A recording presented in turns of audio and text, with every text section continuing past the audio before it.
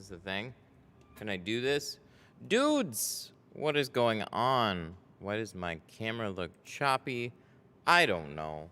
Welcome to streaming, where we cross our fingers and hope we did everything right. Welcome to another stream. We are going to be tinting the full windshield on this thing. This is a repeat customer, and he just so happens to be in here too because I messed up one of the windows. So last year, sometime we tinted this, and looks like a driver's door is starting to peel. Yikes. So I got to fix that for him. My bad. It can happen. It can happen to the best of us and the worst of us and any matter of people in between. How much for the windshield? This one's $150. Looks like things are good. Looks like things are good. Can we add this to the Facebook group? You know, this is nice. I like sitting here.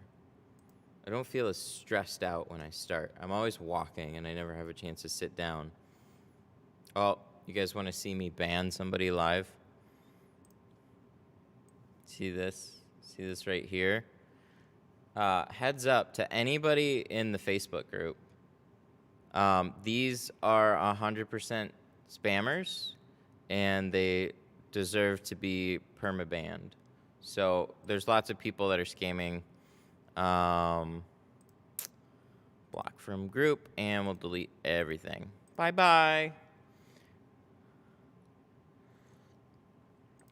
But yeah, there's lots of phishing scams and stuff, mostly surrounding logos and SEO work.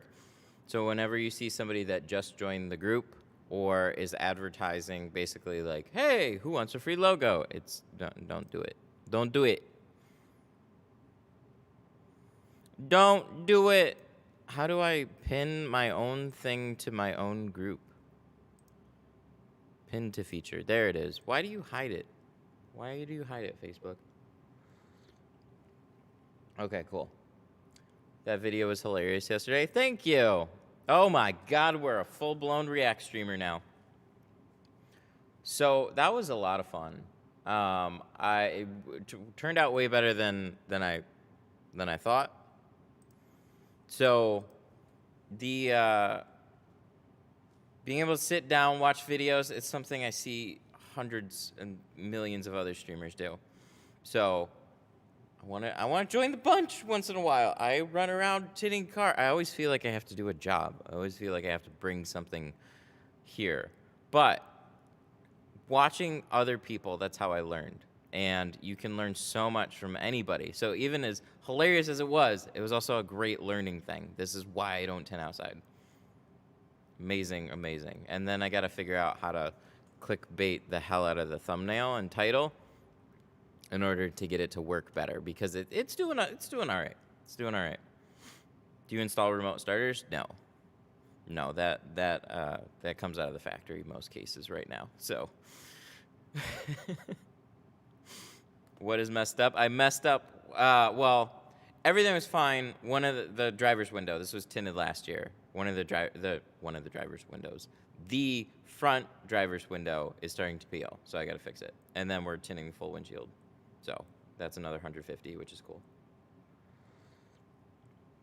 What's the main causes of window tint peeling? It's usually just the bottom edge is like flipped up just a little bit. It might have not locked down and dried perfectly flush. And then that also causes it if there's a second, like there'll be a first seal and then there'll be a second seal. And then if it's hitting that seal just right, it'll. So that's why tinting down even farther can be a good thing. But, you know, serious stickers don't peel. Oh, shoot. Oh, my God. I am so sorry. I just realized something. Daniel Reyna. How do we do this? How do we give back? Daniel Reyna with the 10. I'm so sorry. I just realized that the alerts were not there. Do you charge to fix it? Hell no. I wouldn't do that to my people. All right, let me replay this. There we go.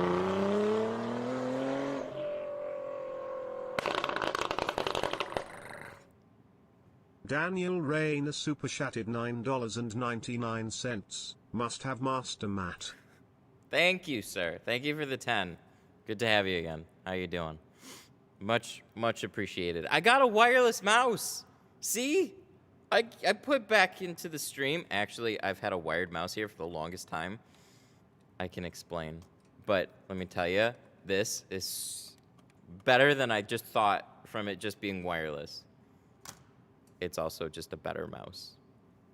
It's more responsive. I didn't think that would be the case, but... Okay, so if you have a peely window or if you do a bad job and you charge your people to redo it, I hate that. That drives me nuts. It's like, I know it can be out of your hands, kind of, or feel that way.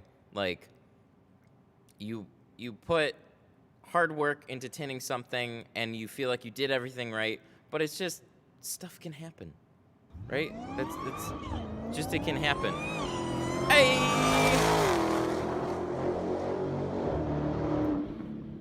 There it is. There's Daniel the second Rayner one. super chatted $9.99. Let's hear it again, lol. Dano Reyna with another 10. Let's hear it again. They're random.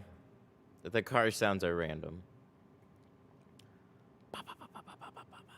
I always like that one. That was a GTR.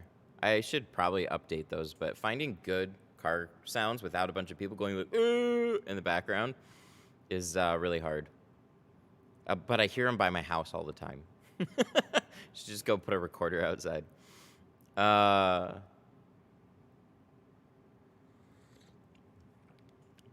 Yeah, so a mistake, like mistakes happen, and they can definitely, oh, I gotta disable that. Oh, dang, I keep forgetting.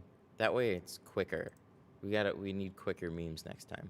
Okay, we'll fix that. Anyways, yeah, so if if you have some crap in your window, if you have a peely window, if you have a bubbled window down the road, like any of these things, that's on you as a business, or should be, and you got to take care of it. So some of those things can be considered a warranty. So if I wanted to, I could be like, yo, Gio, one of my windows peeled, and they'd mark it up as a warranty, right? It's a year later. Is it likely a fault of the film? Probably not. It hung in there long enough, and eventually, it just kept hitting, and it peeled. It happens. It gets hot, it gets cold, it gets hot, it gets cold. It gets especially cold here. Those things can play a factor into it, but I don't have hundreds of cars coming back with peely windows, so I'm just gonna take care of it.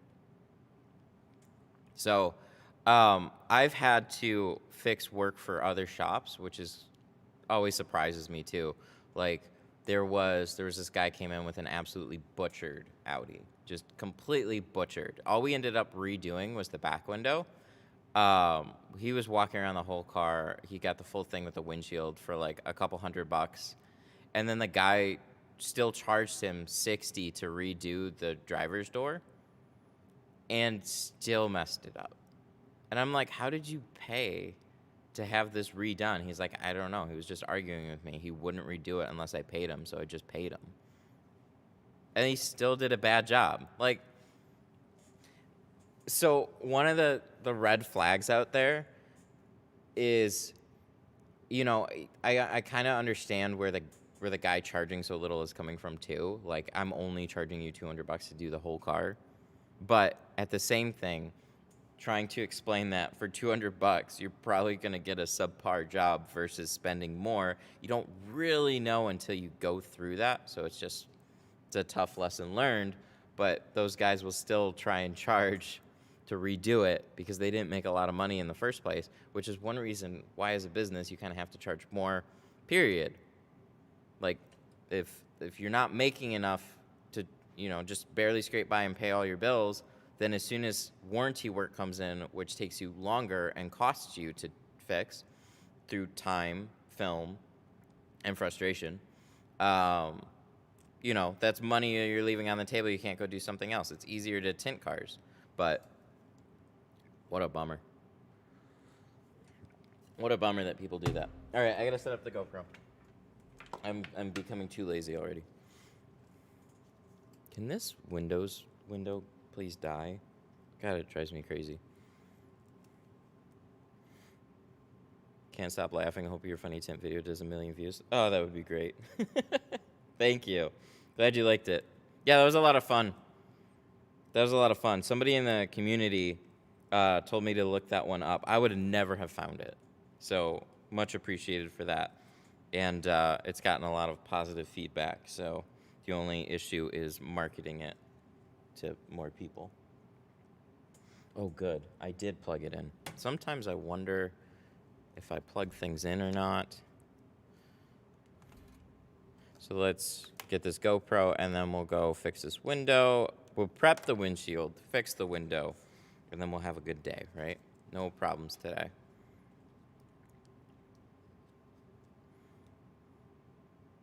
The only kind of charge for reuse I'll do is they bring me colored film at that point.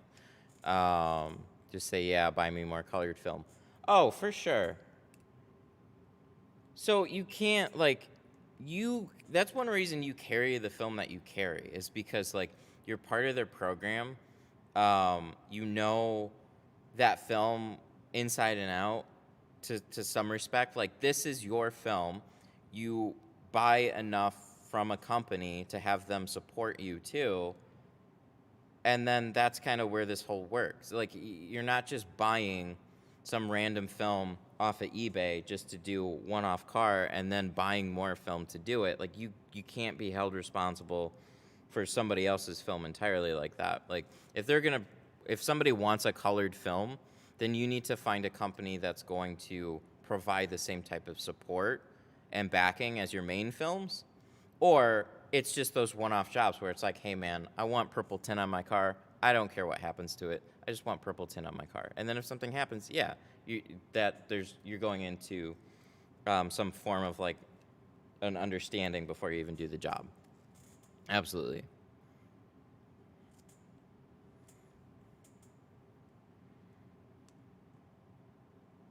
A couple $100 might be a lot for some things, but tint is definitely on the low end. Some people don't understand that. Yeah, most people don't understand that. That's one reason why this channel exists, is to help show there's a lot that goes into tint. And that, that goes with anything. If you're getting new flooring in your home, you can pay a guy cheap or you can pay expensive, right? Like, there's so much that goes into the material, and then there's so much that goes into the skill where a guy makes it look incredibly simple. Why did I just pay him so much? He got it done in a day. Well, that's why you pay him. Somebody that knows how to do a good job, there's so much behind the scenes that you just haven't seen. And it goes with everything. So we all try and cheap out on certain things that we don't value as much, but that's just the way the market goes. All right, let's see if this is up and running now at this point. And we have a black screen. That's always encouraging. Ooh, wait, maybe I can do this. Oh, I can do it right here. Oh, I'm so smart. Oh, I'm extra dumb today. Let's turn on the receiver. Look at that. I can do this. I should have been doing this for a long time. So let's see if this will. Ooh, it's doing some things. It's thinking. It's not thinking very hard. Oh, there we go.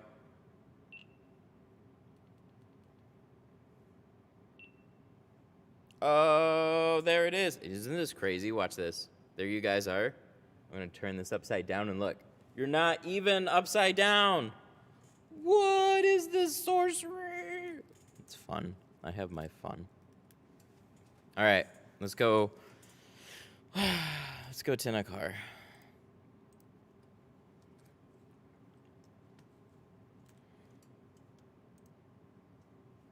Got hired to tint and get stuck cleaning up different areas of the shop. Gotta love it. Well, it is slower right now. So, yeah, here's the thing. You're on the low end of the totem pole with any company that you get hired in. But at least with most companies from what I found, if you can just hang in there for a little while, you'll climb relatively quickly because somebody's not going to show up, somebody's going to get sick, somebody's just going to walk off entirely. You know what I mean? Like somebody's going to quit. And you start out at the low, and then you just real quick.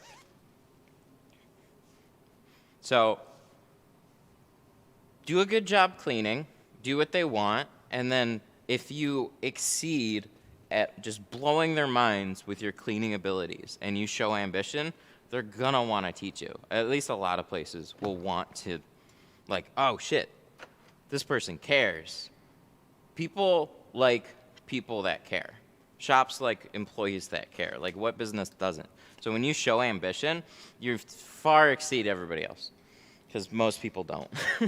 Most people don't show ambition whatsoever. The guy that's been tinting there for 20 years is old and grumpy at that point, and you're just some young buck that wants to take his job.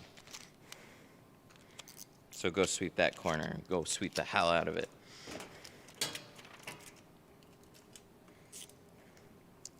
But prove value in that, and then you start working your way up. And if not, you're building experience somewhere, and then go start looking around for somewhere else. Okay, so peely window. Oh no, shut up. Shut up. Thank you. Okay, so it's actually not much right now, but it's right here. It's a little surprising to me that it's right there. Normally it would be here, here, or here, but all the way at the edge. Not really just like this one little like cut out. Oh God, what do we have? Oh, that's that spam number. That's that robot spam. Really takes me away from my nice tint lesson for this. So, you guys see that? You guys see what that looks like? It's not great. So, it's not bad. It kind of stays low key, but you can hear it. And the more it does this, over and over and over and over, the worse that that's gonna get. There's no squeaky. There's no fixing it. So these have weather text on them too. Oh my God, I should have taken this out beforehand.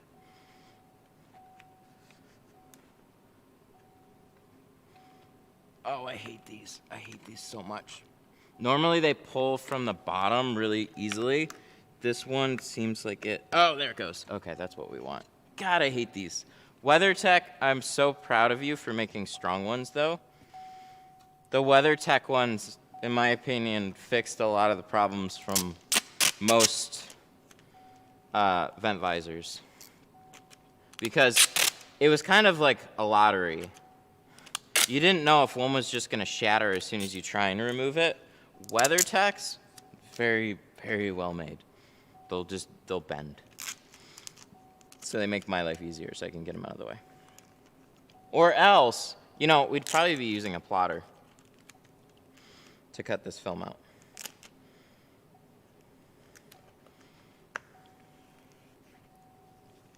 We could always do it that way, but we like to hand cut. Although, WeatherTech, it looks like you're just mangling this poor guy's seal right here. That's not good. Don't do that. I've never seen a sun visor that's removable and not taped. Oh yeah, in channels. They've been a thing for a long time. There's two types. There's in channels, which I much prefer, and then there's the stick-ons. So they'll do in channels a couple of ways.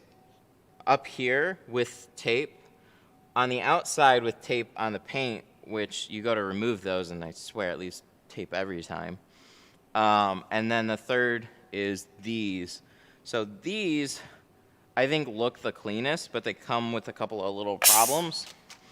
The main one is just your window wasn't made for it. So they're thicker, so they just kind of sit in there and then stretch out your... Really? Why? Why, Tin Keg?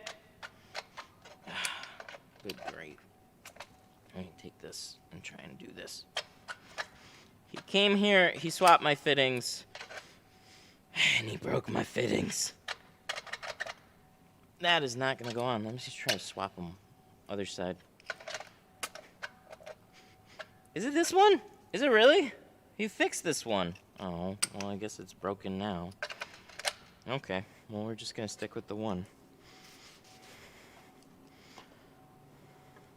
So, first things first, actually, I would peel this, but we're gonna lose extra time if we don't get that windshield.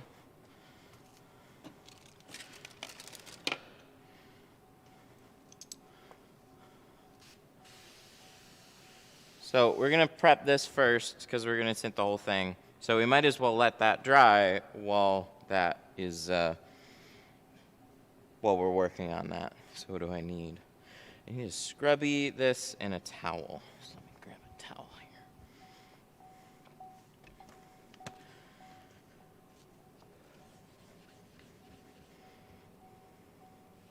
here. WeatherTech's messed up my seal, but they were okay within a couple of days. At least they can fix themselves. Kind of reminds me of when tinters will jam the like fake bottom load.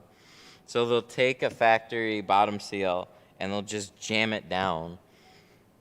And then they'll say, once you roll the window all the way down and roll it back up, it'll fix itself. But don't believe that shit. It will permanently destroy your seal, depending on the car, which I would probably say is most of them. So what they'll do is this. They'll either roll down the window or leave it up, and then they'll just take this inner seal and just slam it down and like flip it from up here to like that. And then when you roll the window down all the way, see how this drops below the seal? And then they'll say when you roll it back up, it'll fix it. Why is this window singing? But what actually happens is about half of the seal will come up and half of it will stay down. And that's no good. You don't want that. Because then it's sitting out in the sun and it'll permanently warp. It'll look like garbage forever.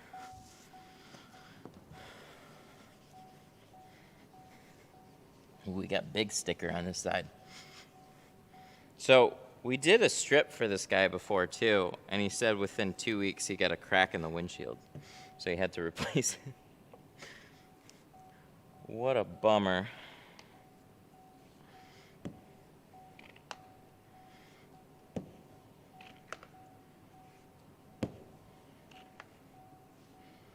What's up, Kieran? How you been? Staying busy on the other side?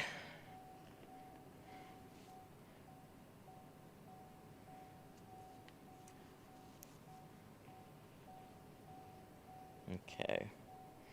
So I'm going to want to tape over that for sure. There's a couple of ways to keep that safe. One, glass aid. Two, you can Sharpie it, or you can kind of score it. So when we get the film over it, we need to make our windshield cut. If you want to save this, you could like pick up the film and try and cut off the glass, or take it and put it somewhere else. So glass aid's a good way to keep these things safe too. A lot of sensitive little lettering right here.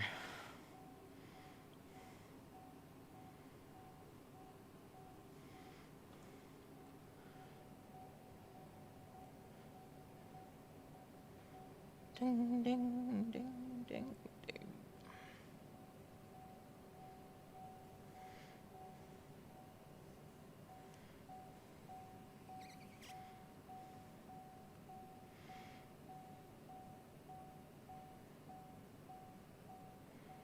Yeah, this lettering's clean. This isn't like just a little sticker. This is a big old vinyl decal somebody put a little bit of effort into.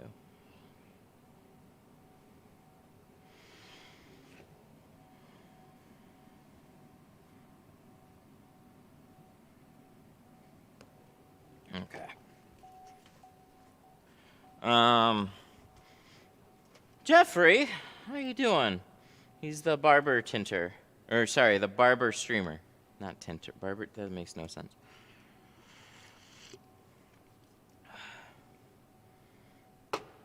I have a live view solo encoder. Oh, dang. How much was that one? I'm going to check on YouTube. Got me 1080, and I tried 1080 60, but when I check YouTube, it's 1080 only. I know nothing about the live view, other than, like, I know the live view for being a very expensive streaming device. Does it help with streaming around, like, a small place like that? I thought it was, like, for when you take it on the go. $2,000. Yep. So it is the live view, like the full blown. I want to be an IRL on the go streamer type device. That's what that thing's for. That's why I don't know too much about it.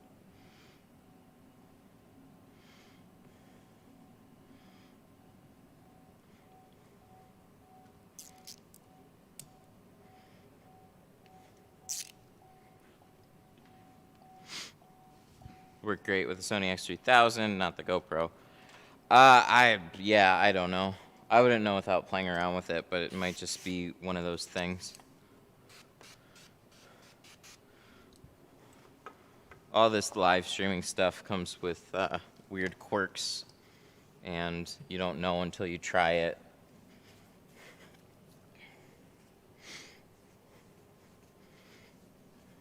All right, so let's finish prepping this.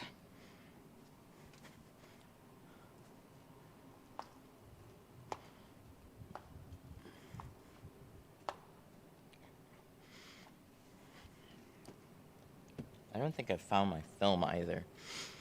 I gotta find a 50% roll. I didn't really look.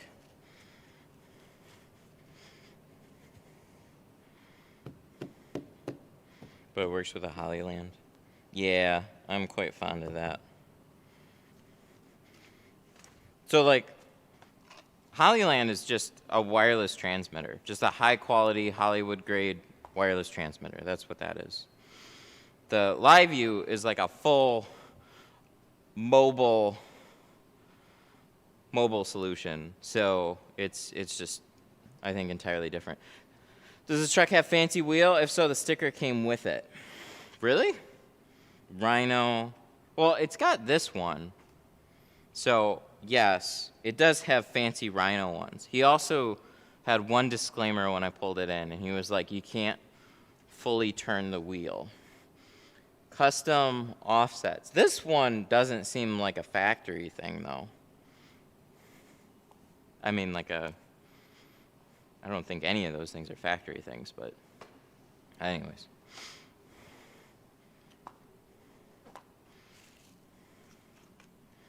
Let's get a couple of razor blades. And a heat gun. Also,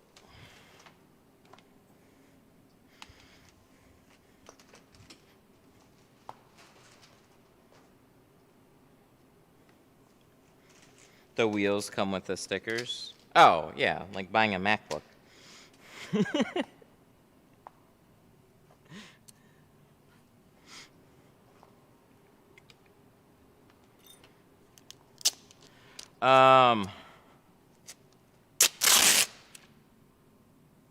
Let's put this here.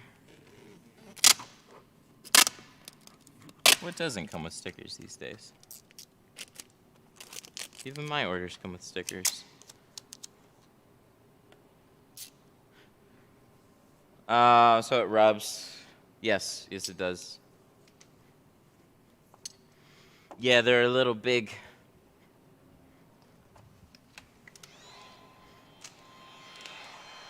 You know, big trucks, big wheels. Scrapey scrape. This is a nice top edge, though. Whoever tinted this.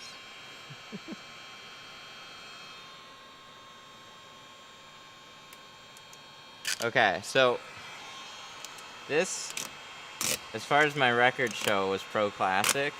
which means one of two things. I can either sit here with a heat gun and try and slowly peel this, or I can just do it this way. I always check with a heat gun first, just to see.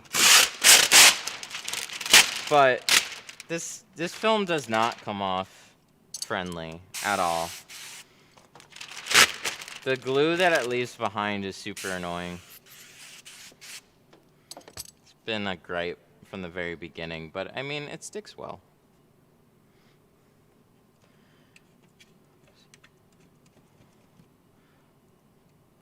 Plus, it's cold.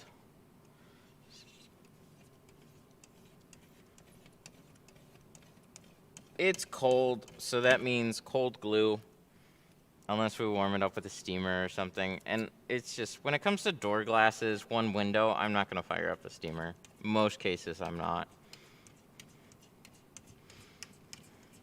Are you using a fan tip? Oh, yeah. Sun Distributing stopped by, and they put both fan tips on there and took off my cone tips. You know, I figured we'd do one fan, one cone, but hey, now we have two fan tips. They're fine. I haven't been able to play with it much yet, so you're kind of like seeing, the whole thing. Like the whole reaction to them.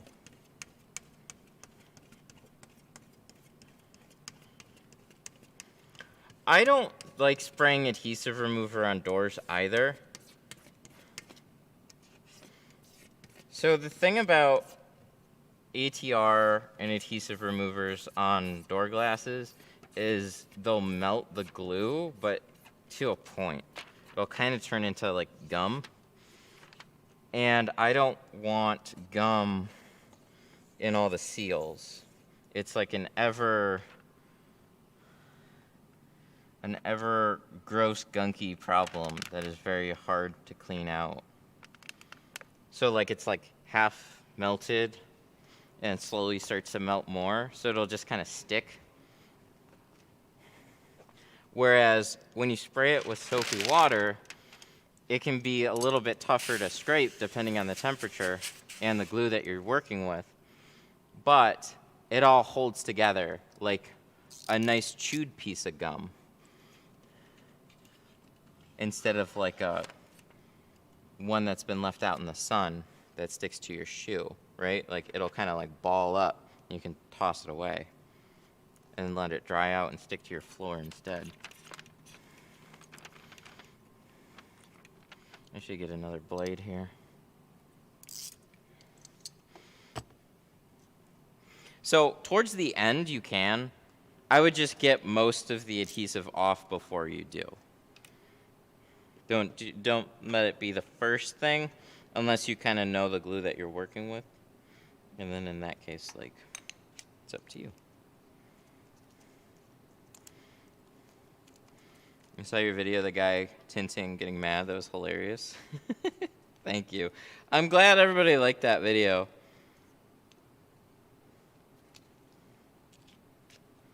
I wouldn't have saw it if it wasn't for somebody that pointed out in chat. I just never would have seen it.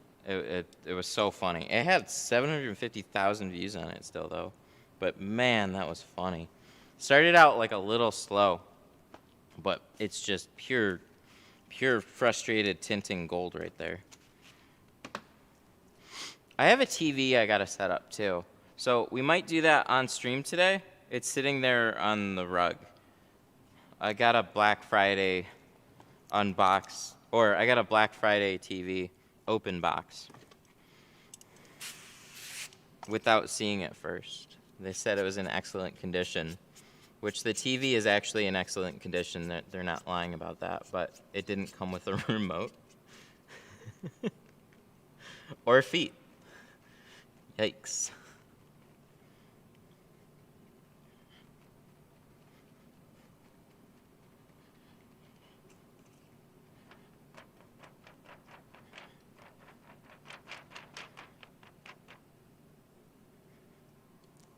I switched over to Geo after watching your videos. I've been really happy with it. Oh, I'm glad to hear that. I always enjoy when people have positive experiences with stuff I'm familiar with. Oh, I should have put the plastic on. My bad. My bad. So, the longer this has to soak, you can see the difference right here. See that? Where this comes off clean, and then underneath it is kind of being streaky. If you can leave the glue to soak a little bit, it'll come off cleaner. Why a steamer helps. So let me tape this. We'll wipe it off, and we'll tape it again, and then we'll put plastic over it. I was just being lazy. Moving into a new shop today. Oh, congrats! That's super cool. That's a big day.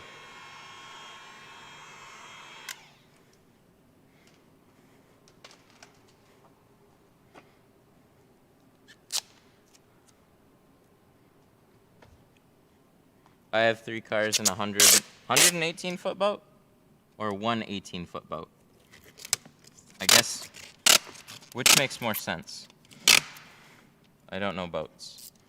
118 foot, but that's big. An 18-foot boat. I think that seems small and reasonable. What do you recommend to clean tinted windows with? I honestly like, what's it called? Sprayway? These bottles right here, Sprayway. You can find them locally at a lot of stores. And I've heard nothing but good things from customers too. A lot of them will have already used it, so that's extra helpful. Something they're familiar with, or something that's easy for them to find. Where, I mean, if you want to, you can also self-brand glass cleaner probably, or just stock some really good stuff in your shop. Also, you could have those cans like available to sell here. And then that could be just a little extra thing, or just, you know, people come back to you to buy specific glass cleaner or something. Not a lot, but a little bit. But I like something that's convenient for them to find. What did you mess up? Definitely not this window. We definitely didn't mess this up.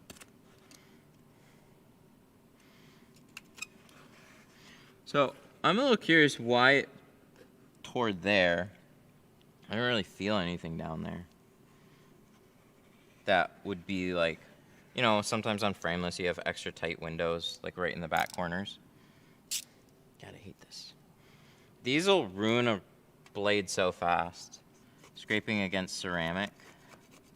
Little like press spots. Or stamps. Whatever.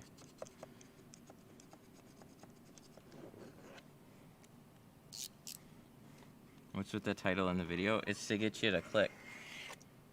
Did it work?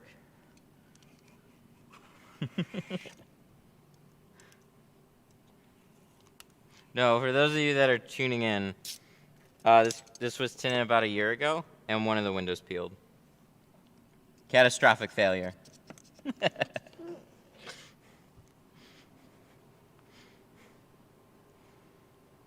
It's happened with other ones though.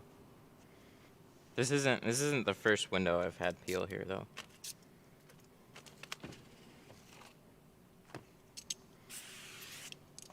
All right. So we'll give this a good wipe down. We will find some film and we will then tint it. And then we will re-clean it because there most likely will be a couple of spots of glue that I missed. Ding, ding, ding, ding, ding. Isn't that very Christmassy? Is this the business number? Oh, it is. Hang on. Hello, Tint Studio. How can I help you?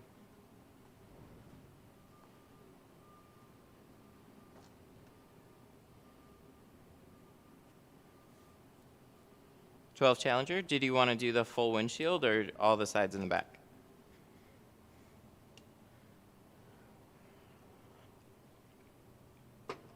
Just the side windows?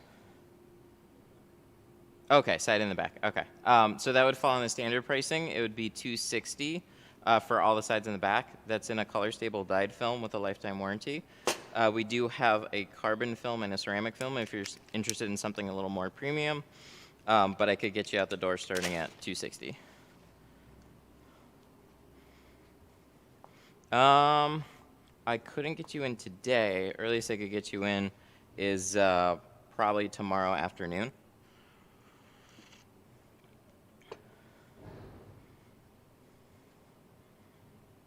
Okay.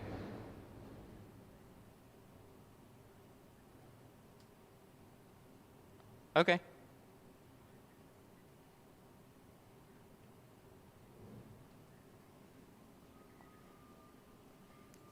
Okay, sounds good. We don't usually take on same-day appointments. We schedule a lot of things, so just keep that in mind.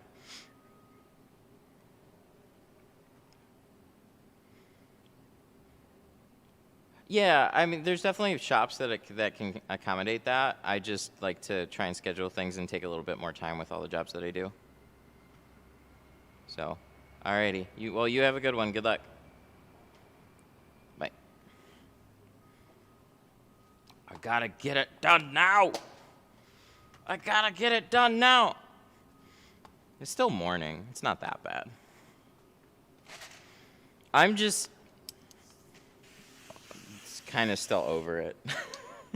It was just still a little over it. There's some opportunities that pop up where it wouldn't be that big of a stretch to like take on a Challenger. Like, yeah, no biggie. You bring it in the afternoon, whatever. But I've been jaded with a lot of last minute appointments lately, so I'm just kind of doing those. People can either schedule it or go find somewhere else to do it. Let me turn this off for today. What's up with your floor? Oh, green screen stuff. So watch. So this is actually a green shank. This is not a black shank. So we're going to go to, how do we do this again? We go to this one, click filters, and then Chroma key. Bing! Oh, look, it's green again. Bing! Oh, it's gray. It's green. So there, we'll leave it normal now. And look, my floor, it's green now. We were playing around with green screen effects the other day. It was a lot of fun. Shoot, what shade was that? I'm just assuming it was 20. Was that 20? We'll just do the other side here. Yeah, it's definitely 20. But for kicks and giggles, we'll throw a meter over it. Yep. It's 20. Or 16.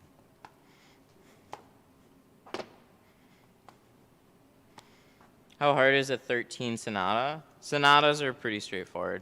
You'll do well, I hope.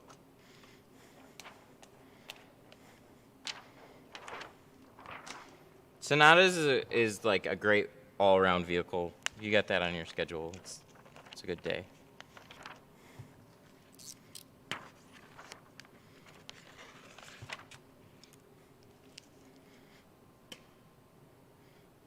Charger coming in. Any tips? How do I not fry the computer? That was going to be my one suggestion. Is don't fry the computer. So you're just gonna want to make sure you use like a soak shield and a dash towel and make sure everything's covered up. BCM is on the passenger side, but it's a little more buried than the Rams are. So as long as everything's covered, you should be okay.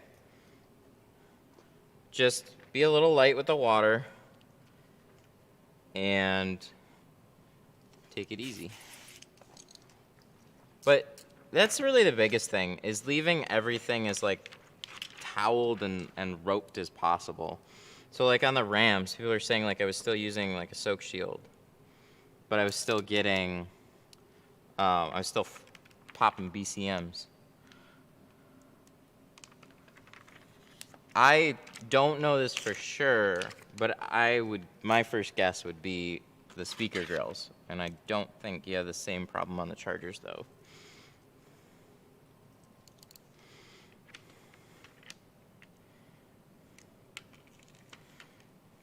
But I remember that. I remember having some problems on them before.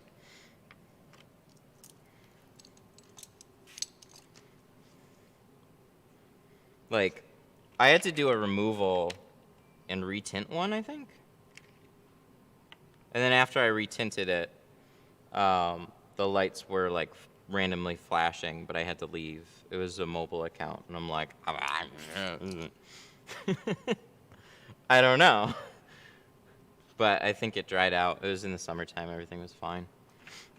This was on like an older charger too.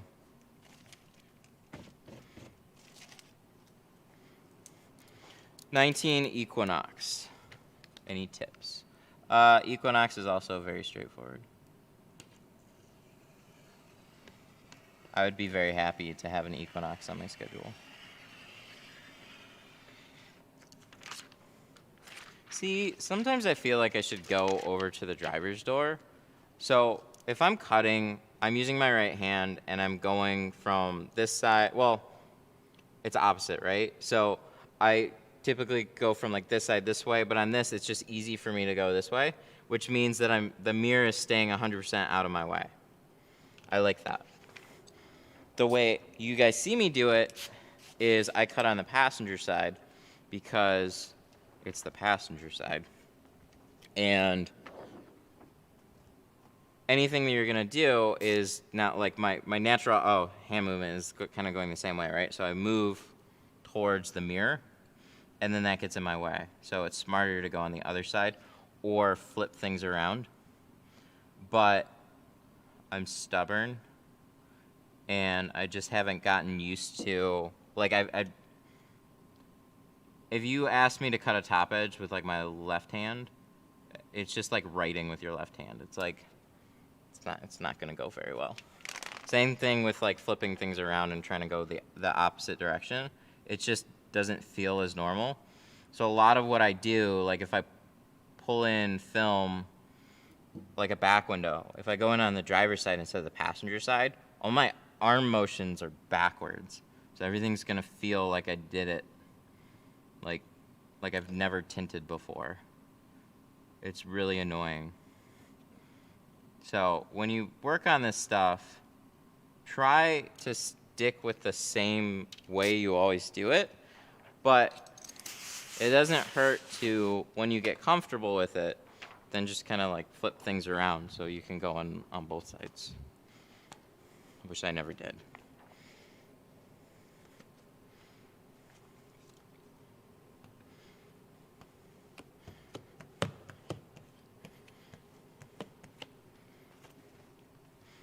Boom, boom, boom, boom, boom, boom, boom. It looks like the monster symbol right there. Do you get a notch on the side when you're cutting the side edges? Yeah, I can. Did I see one here? No. Where did I think I saw one? Oh yeah, right here. See this little guy? I notched this one just a little bit. Funny that you mentioned it there. Usually no, but I did see one there, and it's not a big deal.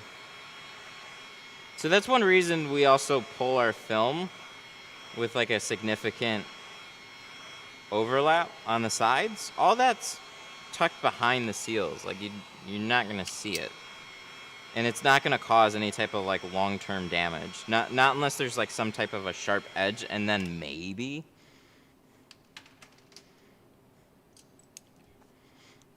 So your side edges don't really need to be perfectly straight. They just need to be good enough. So like on this one, see that little notch right there? That's probably what you guys are talking about. But yeah, it'll just stay out of the way. You're never gonna see it. I could try and point it out after I tint it and shift the window back and explain to the customer that it's slightly notched, and they'll be like, what are you talking about?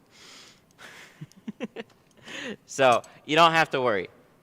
It's not gonna cause any problems.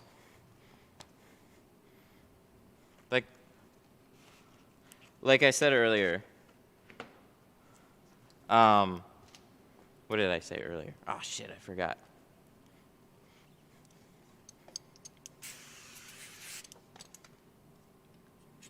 I was listening to another comment, and then I got sidetracked, and then my mind goes, what were we talking about?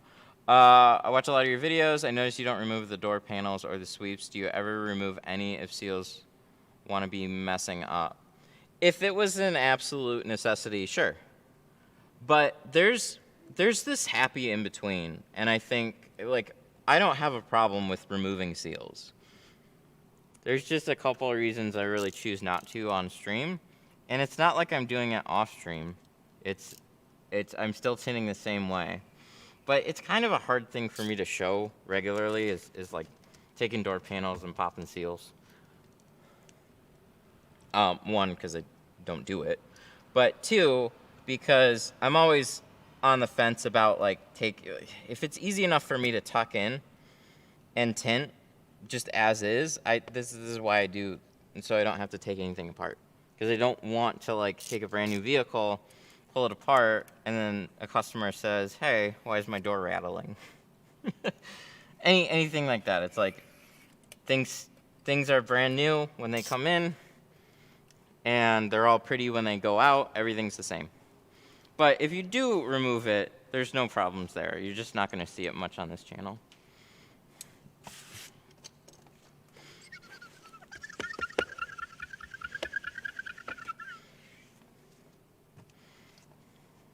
I take them off when I get mad enough. Hey, no problem. So we watched this on stream the other day, and I think it's going to be a video. We watched Ryan Mayer's channel and his progression a little bit between like a recent and then like a year ago. And in one of his videos, what he did was he pulled a door apart or pulled the seal out of it and tinted it no problem. But first he tried to two-stage it without taking anything apart, and he just got incredibly frustrated. If you are more comfortable with taking cars apart, then I'd suggest maybe going down that path instead. But it's just not what I do, so you're not going to see it here much. I opt for a more universal approach to tinting, so I don't have to take hardly anything apart ever.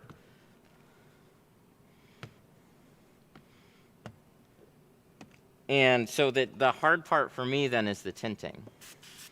If you take apart stuff, the tinting is going to be the easier part. And then removing the door panel is going to be the tricky part. So some of them, totally simple. They just pop right out. Same thing with tinting. Some of them, they tuck super easy. But then you get like a Range Rover that'll want to kick my butt. And then sometimes they do. But if you're going to try and take them apart, I think you're going to have an easier time trying to take, certain difficult parts apart. You're going to have an easier time tinting them.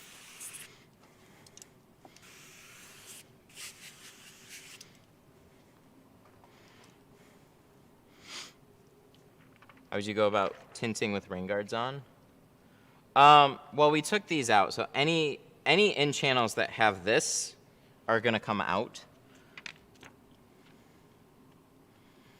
I've tinted like an F-150 with them still in, just because I couldn't get them to come out. And I didn't have, like, it was mobile, I didn't have a plotter on hand or anything. So I would either use a plotter to cut them out, or I would remove them. If they're just the top ones, though, like the stick-on or the top in channels, you just leave them. You try and cut them out as best as you can. It's less of an issue than it used to be. There were tons of rain guards. There's still a fair amount of rain guards out there, but WeatherTech pretty much killed everybody. And so they're all the WeatherTech style. Most like 90% of what I see are the WeatherTech style. I don't know how they did it, but they did it. Maybe it was with that phone, that blasted phone holder that I don't understand how people like it, but they do. How is How is the cup holder phone mount from WeatherTech amazing? I have no idea. I thought it was like super ugly, but people were just like, it's expensive.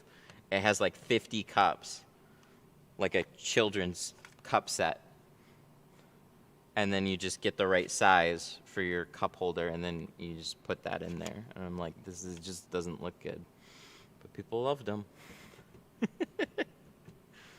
Sorry. Cheap plotter, do you recommend to start off with? Okay, so this is what's been really good about watching some other channels. Yes, stay away from the super cheap ones. There's actually a difference between the servo motors and the stepper motors. Stepper motors are super loud, and the machines are very touchy. So this is a $1,600 plotter right here. It's called the Workhorse. You can find it from, here, there's also like a 30-day trial, so plotter software. So if you go to that link, you can check out plotters in any number of price ranges. I wouldn't necessarily go below that, but they do have one that's $1,000, I think. Hopefully it's this wide. Get one that's at least 40 inches wide, and you'll be great. Don't get just for doors, because you want them for back windows. But yeah, that machine, it works fine. It's definitely not as good as a Graphtec, but it'll still cut out patterns. Oh, okay, so I'm looking at this right now, and I don't see where my little notch is because it's so tucked in. So you see how that's a non-issue? Your edges can be, as long as they're like, you know, if they're bowed in, right? So if you have gaps, that's a problem. But if you go the other way and they're slightly wide or a little jagged on the sides, those are areas that you literally cannot see unless you take the whole thing apart. And who would take it apart that way? I don't know. So it doesn't matter.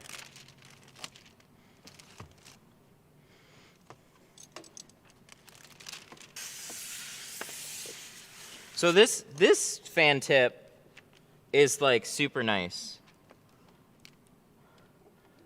So I like the cone tip for shooting a stream of water up here, but look at that fan tip. Look at how that's working. That's pretty dope. And then it's creating, watch this wave. I do like the fan tip. There's just gonna be some times where I'm gonna be a little sad that it's not a cone tip. Mostly for like trying to take care of little issues on windshields and stuff. That'll probably make me a little sad. But you could have both hanging around and you just swap off the tip. It's not gonna take much.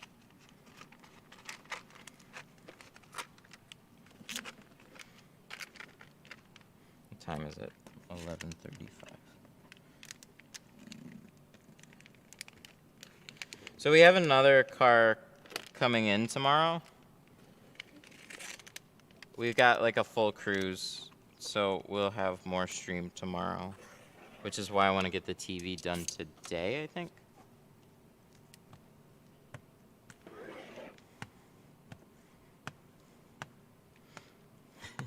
Praise the dip. I think both. I think have both. A lot of these they're so like personal preference that just get both. How much do they cost? Just get both. 2019 Veloster book for Monday. Any words of wisdom? Not really. Veloster is just kind of a weird vehicle. You can't double cut it. Every window's unique.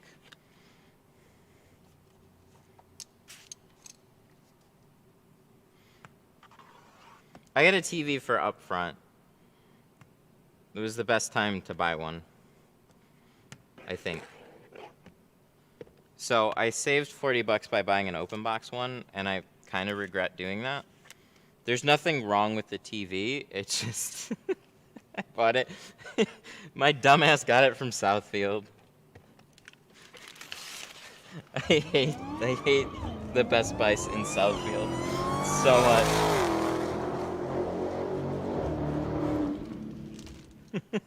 Jason McClellan super chatted $5. I am Super considering chat. getting into tinting and appreciate you making videos and the live chat.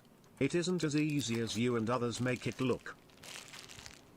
Oh, no, definitely not. Thank you so much for the 5. You're 100% right. This takes a lot of time, patience, and frustration. I mean, that video that I just posted is a great example of how frustrating it can be. Somebody that's just starting out, tinting outside, you know, like, the guy's got a good-sized car channel, so it, like, makes total sense. Like, I'm just gonna tint my windows, and if they don't turn out that great, not a big deal. I should be able to do them. That was not the case. So, things that would have saved him is just tint inside. The film would have slid on the glass way better. You're fighting against the wind and the sun. So the sun's going to dry out the tint really quickly. And that's no good. You definitely don't want that. I learned that the hard way. I didn't even really consider how fast the sun can dry out a window because, like, you're spraying it. It still looks wet, but it causes everything to tack up so fast that as soon as it sticks to the glass, it's pretty much done. I'm going to roll this down, and then I'll get that tape. So we're going to put the vent visor back before this is delivered. That's something that I like to do.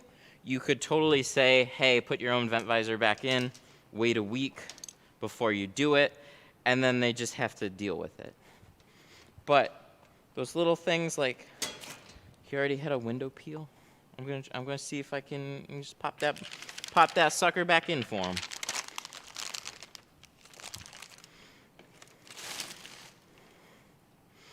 Tinting outside does suck. I cleaned my garage a bit. I can at least get 75 of the car done. It works. Do that. Do that. You can do so well in a small space. You really can. So we need 50. Is it in the garbage pile back there? Where's my 50? It's classic. It's remake. I got lots of rolls here. Pro Nano, Pro Classic 20, Pro Classic 50. Yes, we found it. We did it. Yeah, because even tinting most of the vehicle inside is going to be way more manageable than tinting the whole car outside. It's just how it goes.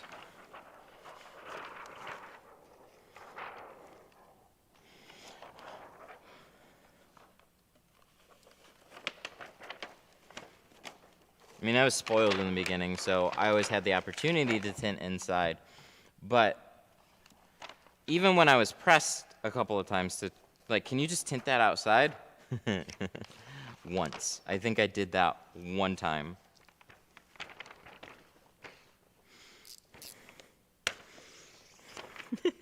It doesn't. My first vehicle was my Model 3. God damn. How do you guys even do that? How do you guys start on stuff like that? I can't tell you how many times I've heard, like, hey, is tinting like a 90s T-Bird difficult? A little bit. Why? Like, oh, yeah, because I'm using it to practice. I'm trying to learn tinting. I was like, why the fuck did you get started on that? Oh, some of you guys. Just going to get yourself a nice Malibu. Go get a boring car. Don't get a old cool car. Go get like a newer boring car and practice on it. Because the boring car is going to be most of what you do in the beginning. And then it's just really straightforward. So my supplier only sells 50% in 60-inch roll. So 20 goes to waste because no one wants 50 except for the front windshield. Only sells 50 in a 60-inch roll. So 20. Well, that's annoying. You should get on the 72-inch platform. Well, for windshields, you can also order a 36. But if your supplier is only selling 60-inch rolls, You got some options out there.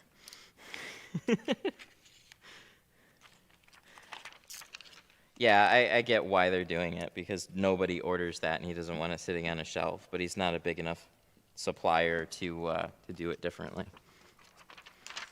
But you'll probably save money ordering from somebody like that too, but at what cost? Sorry, that got deep. Are we ever gonna... Oh, we should have got a cord reel for Black Friday, huh? I guess we could have done that.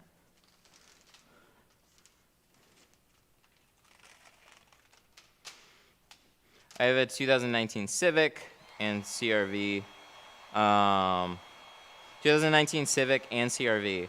As long as the CRV is not too old, both of those will be alright.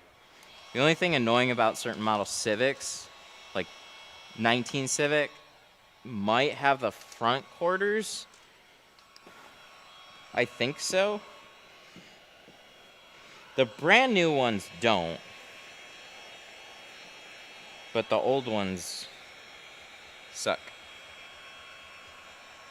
Sun Distributing sells 50-inch rolls and 40. Yes, because they're not annoying. They're not going to make you take on a full 50-inch roll, because Rick was a tinner and he understands that pain. You could use the 50-inch roll as a temporary license plate cover, though. So if you have paper tags, you can laminate them on the outside of the window, so you don't have to like go and try and stick them on the inside. You just take a really light film. 35 is a little dark, 50 works really well. So you can get some use out of it, but it's not going to be a lot. We used old paint protection film for that too.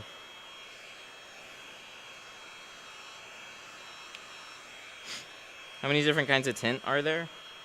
Well, the main ones are dyed carbon and ceramic. Metallized is also one. Then you have like chameleon. But those are really it. And what they help out is added heat rejection.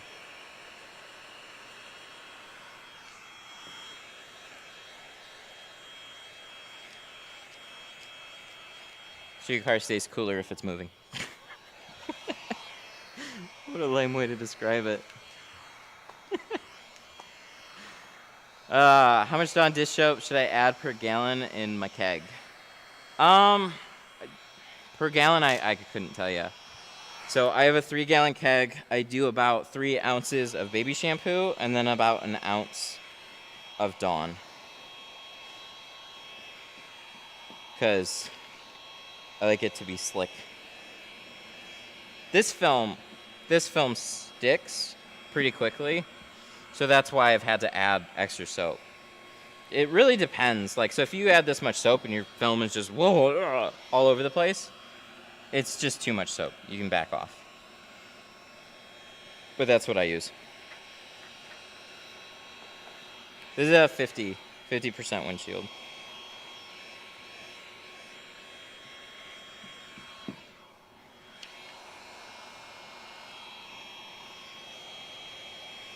This is weird. This corner is way more curved than the other side. It doesn't really look like it, but like this bends down more. That's strange. That's real strange. Oh my God, come on. Shrink for me. Shrink just a little bit more. We're getting ourselves into a little bit of a spot here. We can get it. We can get it. There we go.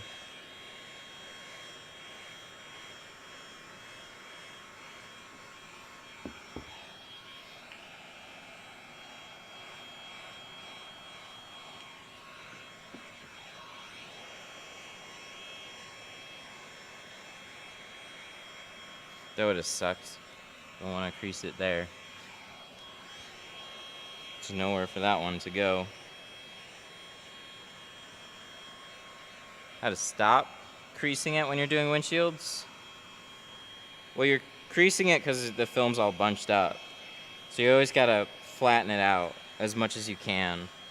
So you crease it from either too much heat that kind of pulls everything together. You see these little guys right here? This is overheated right up top. Overheated and pressed down too fast. So it's all bunched up together. Right under it, where the line is, everything's fine. We just need to get past that line. So for example, if I put too much heat, and then see that right there? That's a burn. But the other thing is, right up above it, you can see it's peaking together. So if I'm like gently putting heat, the top of this little arc here is getting the most heat. So it's kind of causing this whole thing to like squish together in a funny way, and then you go to iron it down and you put a crease in it. So what I'll do is I'll try and lift it, even it out, and then heat the whole area and then tint on the paint. See, that lays down a lot better. So most people are putting too much heat in one spot, and they're doing it right at the point. You need to go a little bit higher, flatten out the film, and just get the whole thing to start shrinking evenly. There'll be a lot of little finesse in there too. You just kind of learn with time. But you're never shrinking right at the spots that are down on the glass. You have to shrink the parts that are standing up. And the smoother you can make that material, the better everything's just gonna all kind of lock down. So all I'm waiting for is a cue.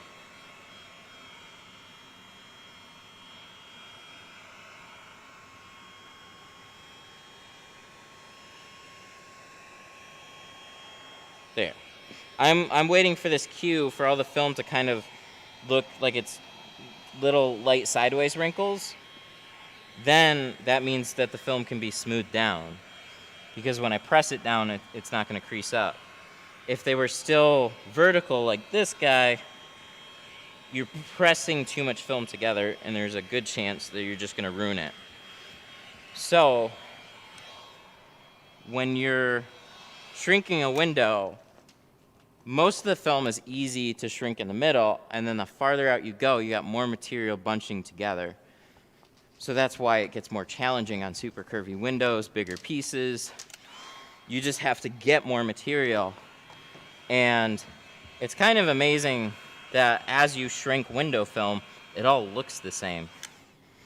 It doesn't look darker in spots and lighter in others. It all still looks even, but you're actually pulling a lot of material together.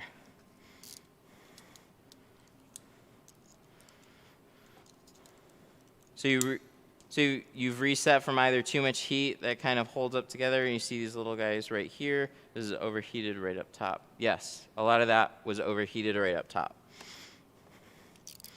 But the goal is you just need to get it past the line. Just get it past your dot matrix line, and you're good. You're home free. That line is safety.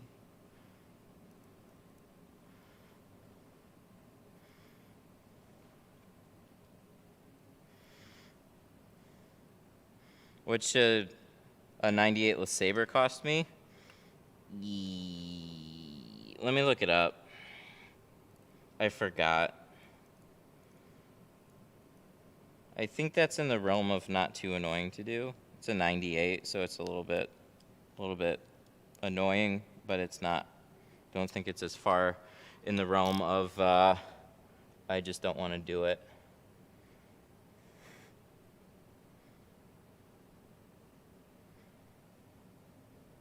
You missed some bubbles. So you can have, like these, I can smooth all those out. Those will just, it's just air pockets, that's all. We still got to put it on the inside. So your film doesn't have to be 100% smooth. As long as it looks flat. When you get more towards the edges and stuff, if you have obvious fingers, those are going to pop up on the inside. But as long as everything looks smooth, and you'll be good. You could even be okay with a couple of light fingers on the outside. And sometimes I'll have them pop up on the inside, even though you thought you got rid of all of them. Then you just go back, smooth them out a little bit more, or heat them out on the inside and you'll be good. You're good.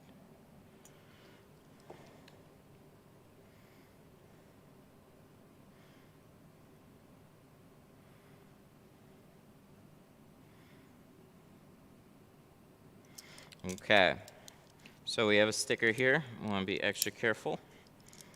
Don't really want to screw up a nice clean sticker.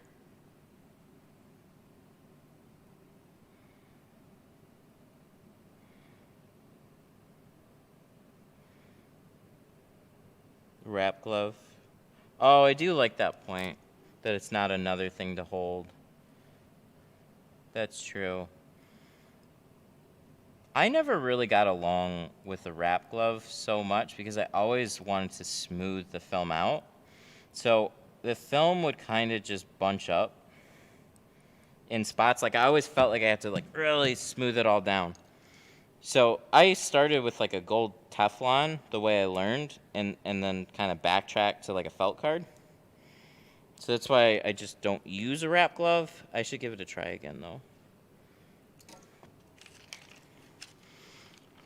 It'd be more forgiving than a felt card even, because you can kind of feel what you're doing, and then when you're smoothing it out, like the whole reason that these work anyways is they're a little bit softer on the edges.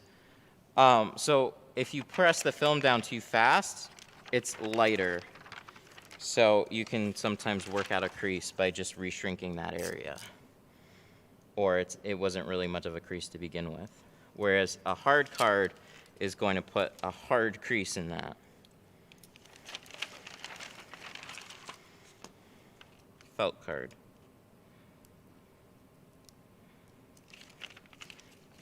So there's a few different versions. I have mine. It's the Tint Studio one. I'm partial to it because it says Detroit Tint Studio on it. There's also the Mac Tack. Mac Tack's a little bit firmer of a card, works really well, used them for a long time. And then there's a handful of other ones too. But the Mac Tacks, you can find those at Sun Distributing.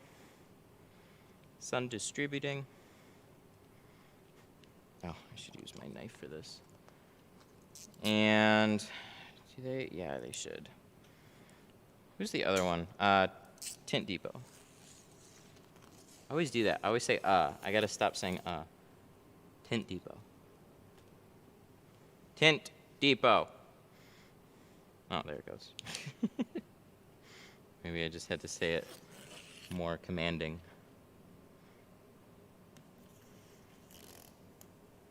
Boing. So we're gonna go check out this side. What percent? 20 on the front doors and 50 on the windshield. Is it okay to take longer?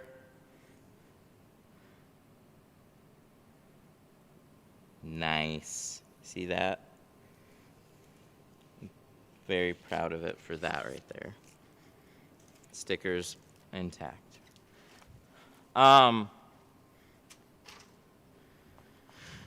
So what was the question? Is it okay to take longer on the quarter windows than the roll downs? Quarter windows are more difficult, yes.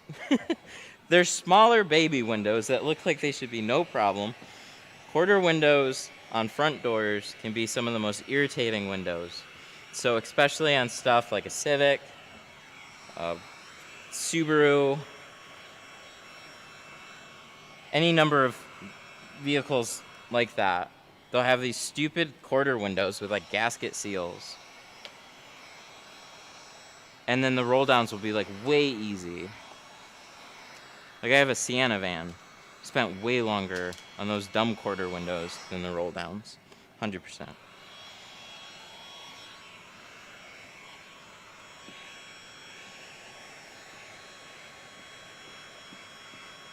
Honda Pilot, yeah, those are extra dumb. You want to talk about some dumb windows? Those are extra dumb windows. Extra, extra dumb. Should we take off? Oh, you step bar, you. Are you still able to see through the windshield with the doors closed? With 50, yes. 50 is this, I don't want to be pulled over, but I still want to tint my windshield look.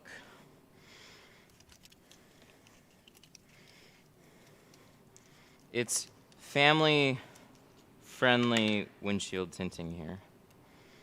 You still can, but it's like, I know it's tinted, I can tell it's tinted, other people with eyes can see it's tinted, but it doesn't really stand out.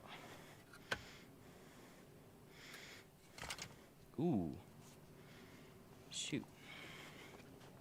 Maybe? Are we gonna throw a bunch of dumb stuff back there? No, we're not. So let's put these here. And then put this back here for now. Hopefully we'll remember it. And then we're gonna definitely put these back here. Yes! Oh, I love these. These are so great. Whenever you have a truck that's got middle seating, windshields are far better. They're so much more accessible. Less back strain. Okay, so we're gonna try and tuck this in. I never get my questions answered. Why not? Sorry, it's a timing thing. I don't ignore them intentionally. I don't hear usernames. Everybody's equal here. So feel free to ask it again. Is there a particular color for windshield tint cut down on nighttime glare? Not that I'm aware of. Most films can't be ordered that way, but I would love for there to be a particular color, but it might be kind of obnoxious during daytime or something. Like you see yellow glasses to help with like computers and stuff. I don't think people want to put that on their windshield. I don't know if they even sell that, really. I gotta learn how to do this. I know he told me to like flip it under or something and then it'll tuck in and stay out of my way and whatever. Oh, that might be a little better. I need to learn how to origami towel fold these windshields because I just do this. I like get that little lip and then just press it down, but then when you get to the edges, is that where I have to like flip this over?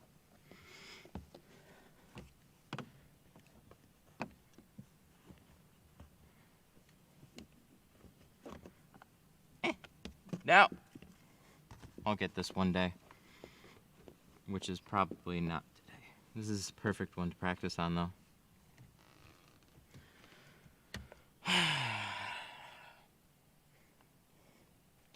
So what do we do about this? Do we actually take this out? I feel like this is a perfect windshield to take out, or perfect mirror to take out to make my life easier. But I'm on the fence because it's not that bad to tint around. I just would be kicking myself if I didn't and then I had a problem. So let me just see. It's not that hard to take out. We're gonna get chameleon tint. I don't have any good place to recommend chameleon. I haven't found a good chameleon.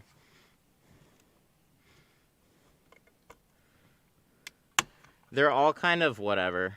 Like, they work, but longevity and quality.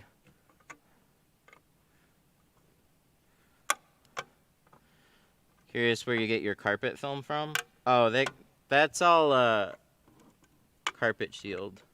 Lowe's, Home Depot, you can go pick it up from a hardware store. There we go. And then this should pop out. Yes!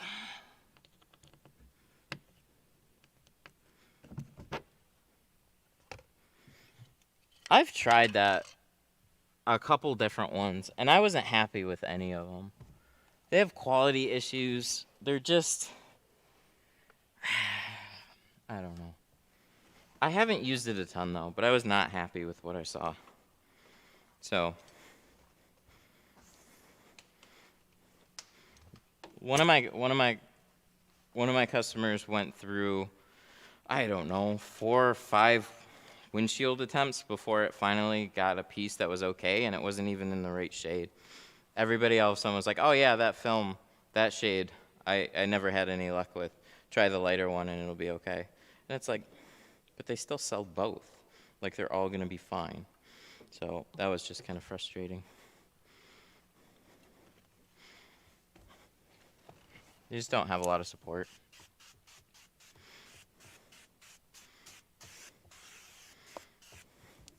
Look, now we have things out of the way and lots of room. I like this.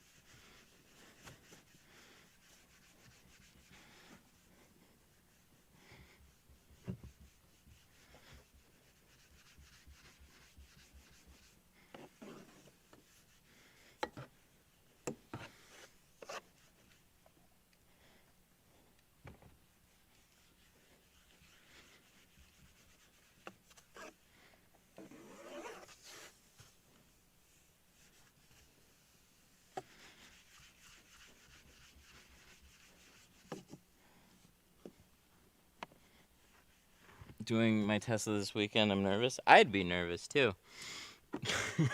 Good luck though. I'm a little bit more comfortable with them. Actually, I'm a lot more comfortable with them. The only things that I haven't gotten are the Model X windshields and the Model Y sunroofs.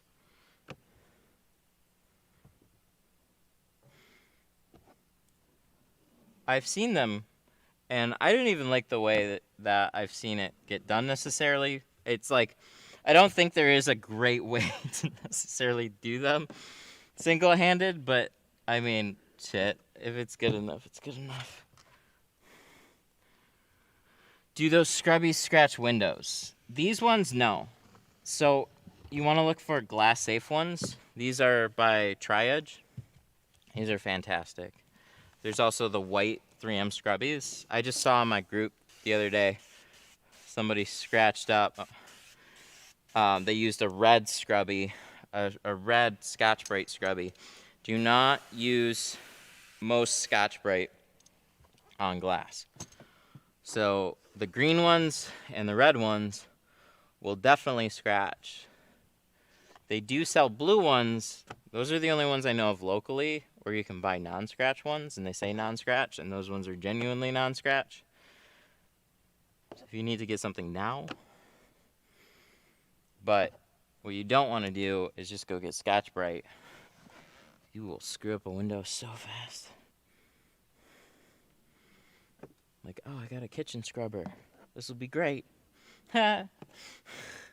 Nope.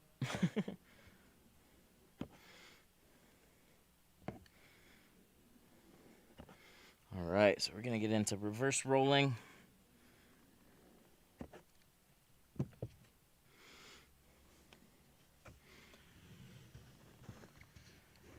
This is uber clean now. As we use our one sprayer.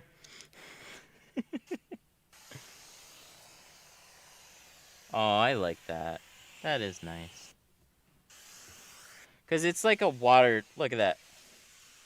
That's pretty cool. I do appreciate a fan tip. Maybe I started with the wrong tip. But these are more susceptible to blockage, so just be careful on that. Don't take a piece of wire and try and, or you'll screw it up.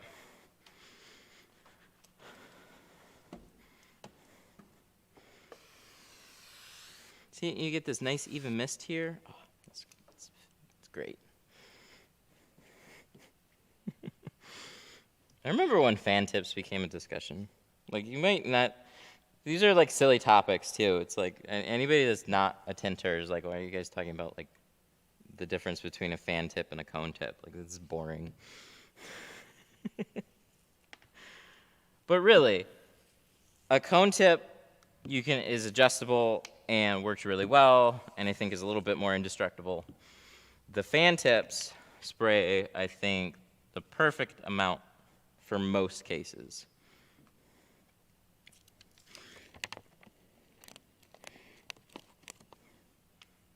but more susceptible to blockage. And, you know, like, look at that. It's already covered. Exactly where we need it to be.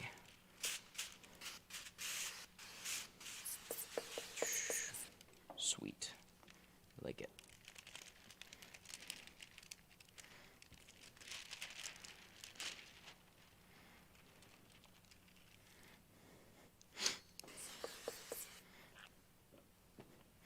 It surprises me how many places don't use keg tanks. Oh, I gotta take this on the other side. So, yeah, they're still making their way. There's a lot more places using them now, but I'm surprised that, yeah, the people that like,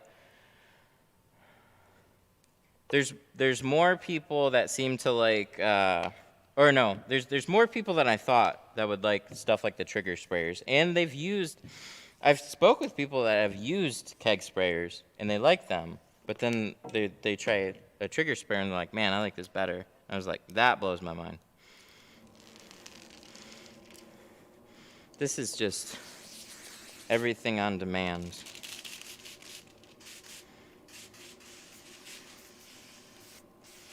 Okay, there we go.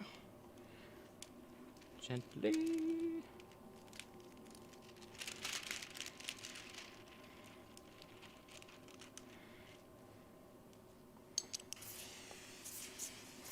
Okay, one good swoosh, and then just leave that there because we'll actually probably need it.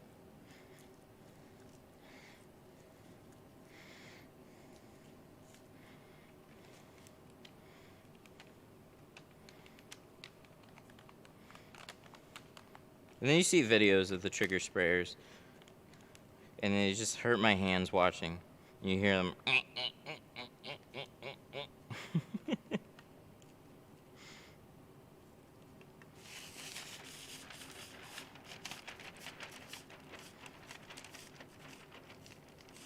You should find that you use less water with the fan tip, but we want to use more water. More water, more better. Right? Fire hose all the things.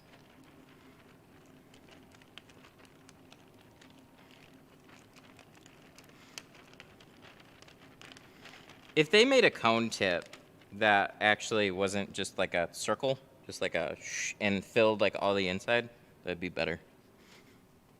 Or that would be a better design of that. But that's not the case.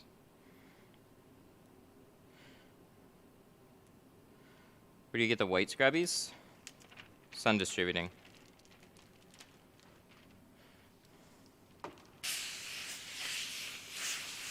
Make it rain Niagara Falls on cars. It's the best way. More water all the time.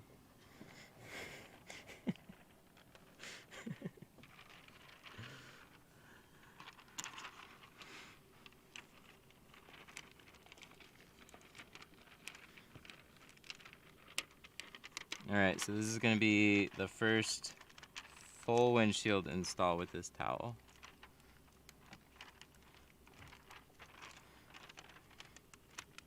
Uh-oh. Oh, we just got to get up a little higher.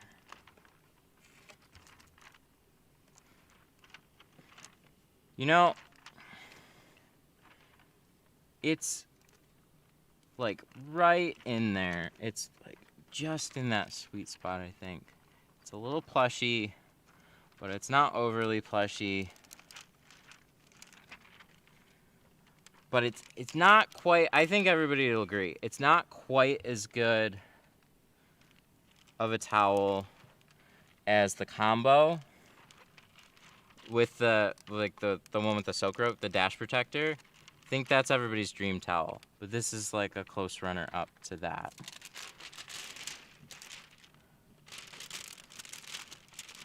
But the dash protector will fall apart, so like nobody wants to pay for that. So like, yeah, probably this.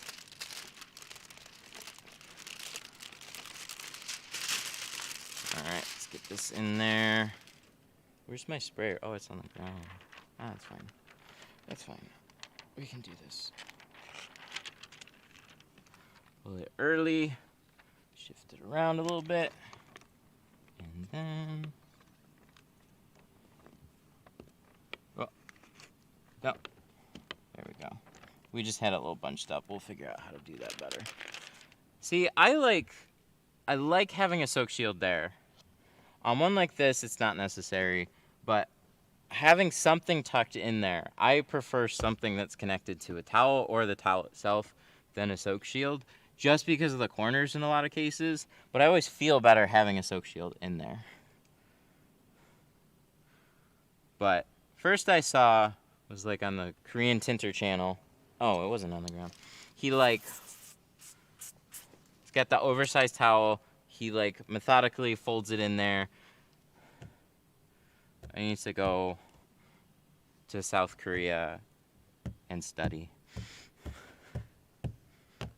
It'll be like learning how to roll sushi. He'll probably have me in the back for 3 years washing towels before I'll ever have a chance at learning his techniques.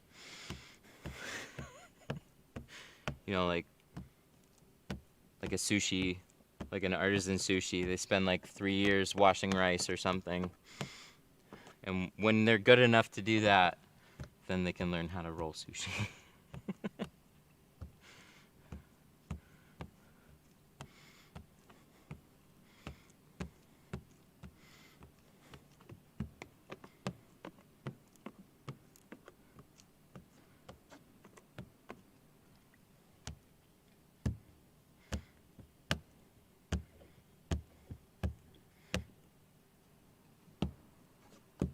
We still got a camera. This went on for the whole thing. That's good.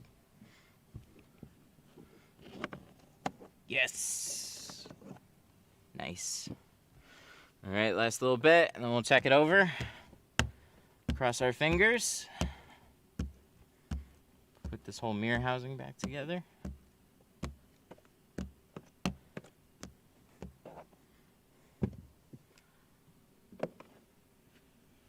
Finally, I've been wanting to watch you tint a Silverado. Oh, nice. Glad you can make it. We're pretty much done now. So hope you've been here. Silverados are great. They're really straightforward. Easier than the Ram.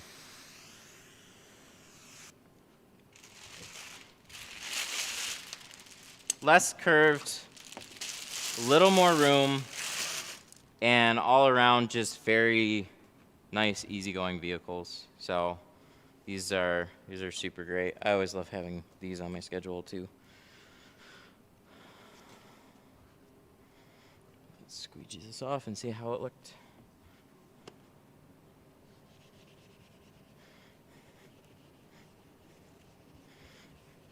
Don't forget to put the rain guard back on. Oh, thanks for the reminder. Remind me in about 5 minutes. When I'm all wrapped up. Because if I'm working on this now, the next thing you know, I'll be like, all right, it's all done. And then somebody was like, what about the rain guard? And I'll be like, oh, shit.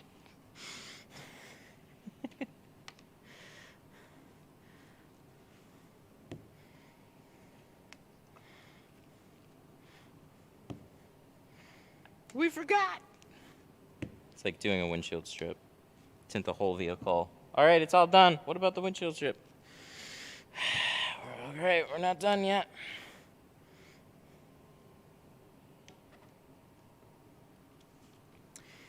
Yeah, boy.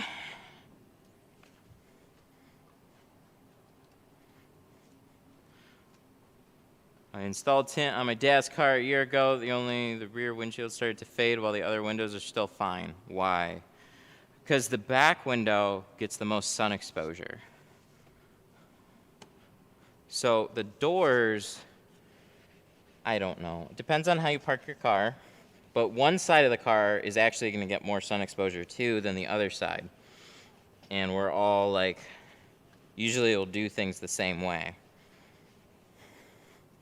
With each and every day. Like you'll park the car the same way every day.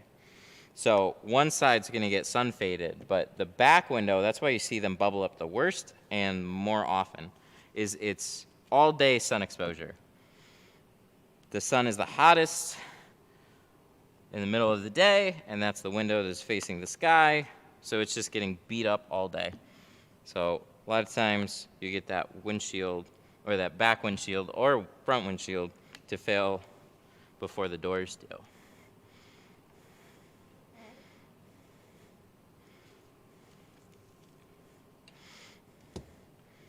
For me, being in the Detroit area, is it possible to get partnerships with dealerships? Oh, sure.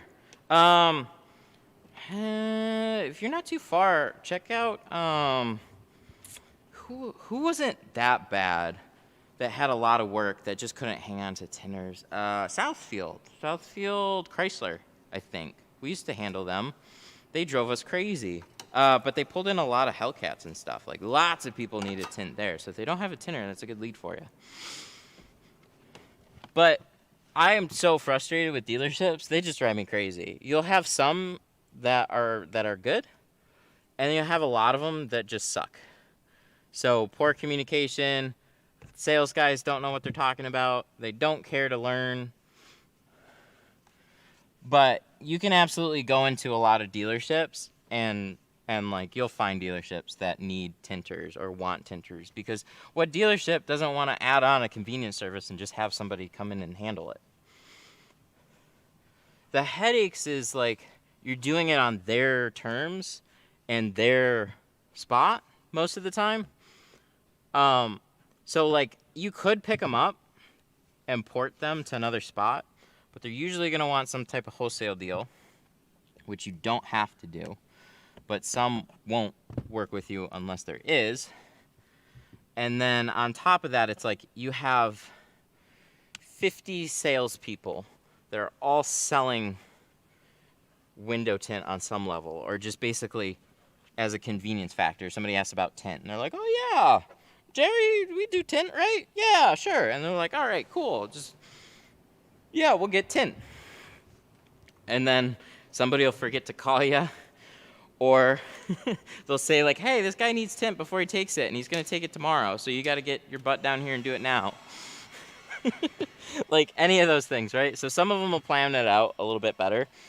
And with Southfield, we would, they would actually set us up in the detailing bay. The problem was always chasing down cars. So nobody knows exactly where the car is, and the sales guy that you have to talk to that knows what we're doing on the car was never there. You go in and, oh, he's on lunch break. Oh, he's out with a customer right now. Oh, this, oh, that. And then so you're wasting extra time unless they just got their stuff together. But I swear, I had nothing but headaches every time I went out there. But they set you up in the detail bay as long as there's a spot. And that wasn't a half bad place to work. Outlets were kind of hard to come by sometimes.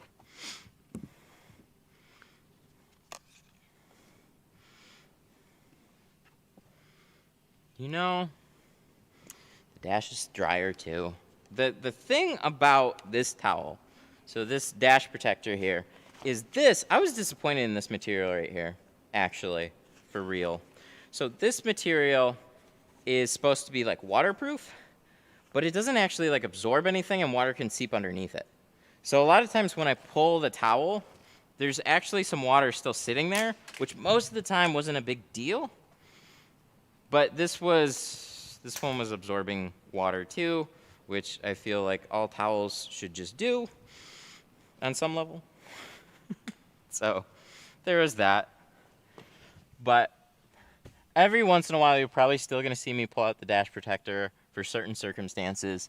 And I would almost keep it as like an extra thing for just those like situations that are like, oh, I need that. It's perfect for that. But other than that, I'm good. I'm good. Oh, is that a bigger speck? Oh, no. That's not good. All right, well. Oh, there goes the camera. Oh, that was funny. And we came back.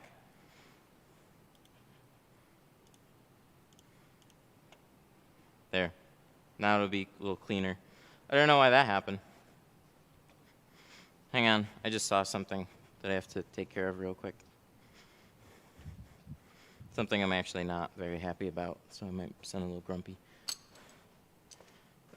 It looked like it died. I was like sure that it died. And then it just came back.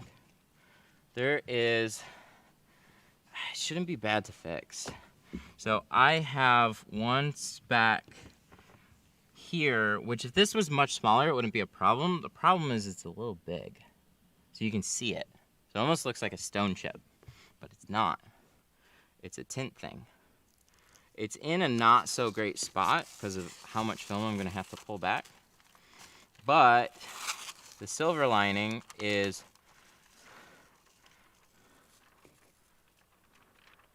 there's extra room. So on like an Audi, this might be difficult to take care of. On this one, I'm hoping it's not so bad. It's not so bad. Now the question is, where did it go? Please stay. We're gonna do this little thing where we like half push it. There it is. It's right there.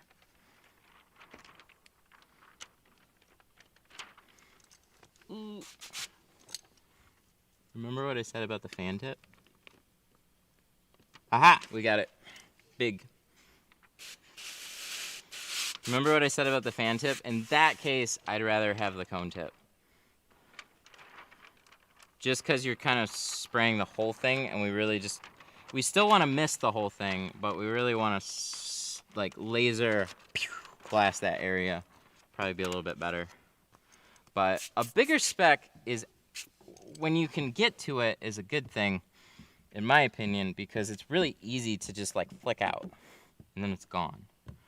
Where a small speck or a little hair is really hard to kind of touch up. But with all of these come a risk of introducing far more crap into your tint than what was there before. So just be careful before you set up as a cone. Now I'm like, what should I do? Get both. I think 90% of the time you're gonna really like a fan tip. I think 10% of the time you're really gonna like a cone tip. So it's probably good to have on hand, but if you start with one like the fan tip, you're probably not going to feel like you need the other one, I guess, just because you're used to it. And I've gotten by for years off of the cone tip, but a fan tip's nice. So they're similar enough.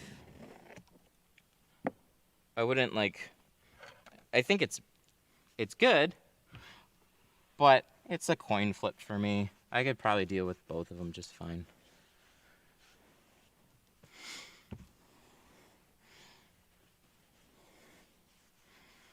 Find people that only ever used a fan tip and then tried using cone tips.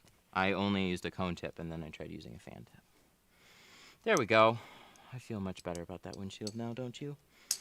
It's that standout thing. So when you're like, everything's good, and then you look over and the light just catches it and you're like, what is that? Is that a stone chip in my windshield? No, it's not. It's a speck of sand or something. You know, because we have so many beaches here, especially this time of year. Rain guard. Oh yeah, I gotta do that.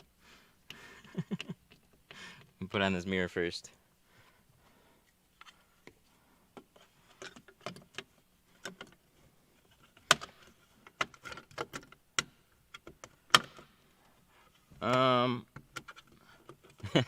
I could always use a hand sprayer with laundry detergent. Yes, that is the better solution. The ultra mini spray bottle.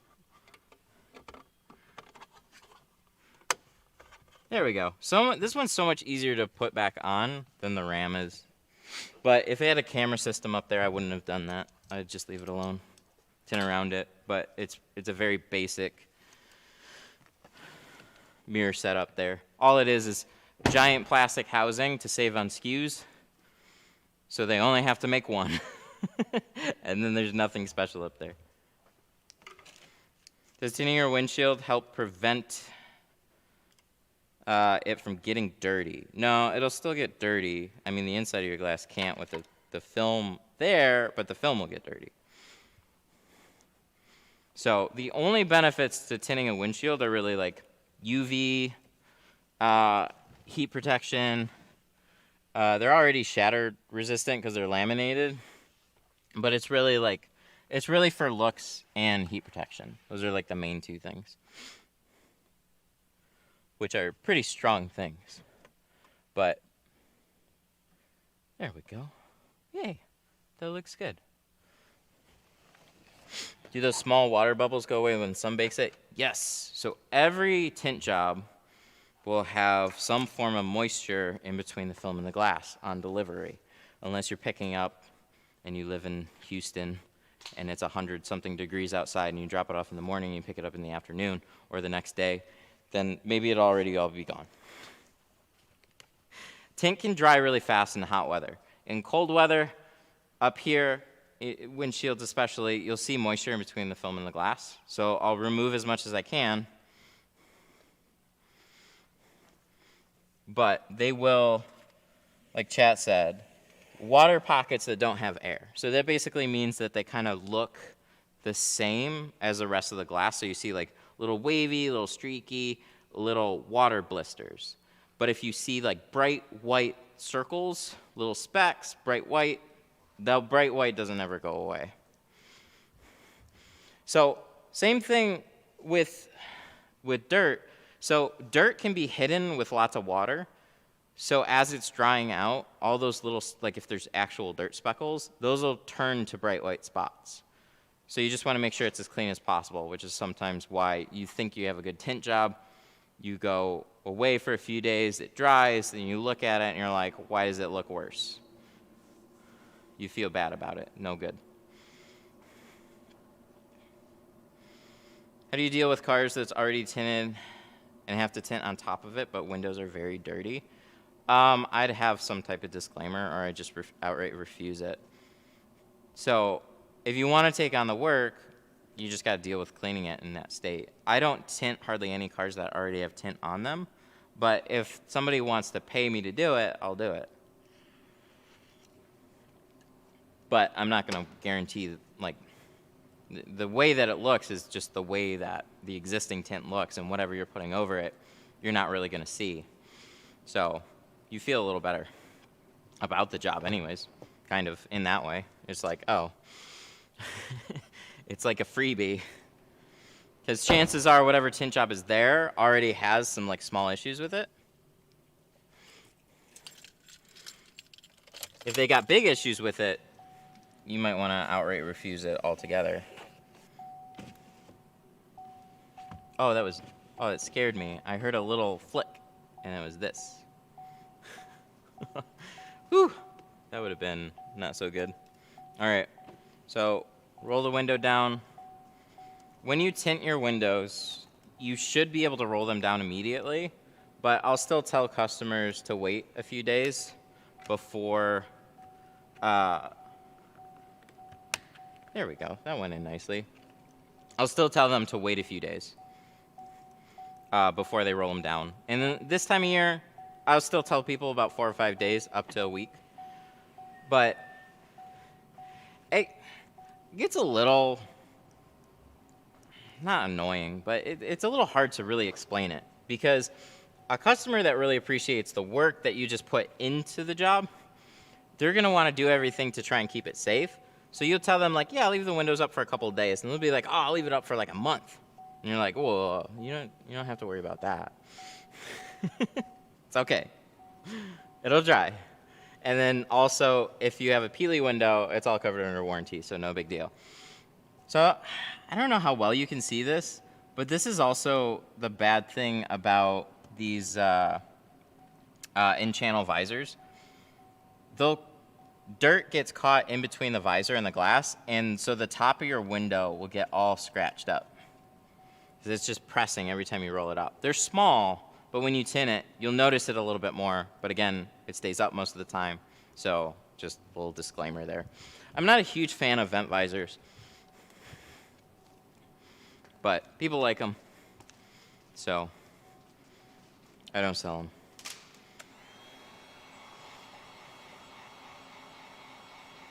Good windshield tint can cut down on LED glare from headlights. Yeah, it can. Any like, what I've noticed is like 50%, maybe a little bit, maybe more than I gave it credit for in the beginning. 35 was always my sweet spot. The darkness for me is what really cuts down on the glare. There isn't any like, so putting like a 70%, I don't think that handles glare like at all. It's really about just, the darker you go, the more glare that it helps out with.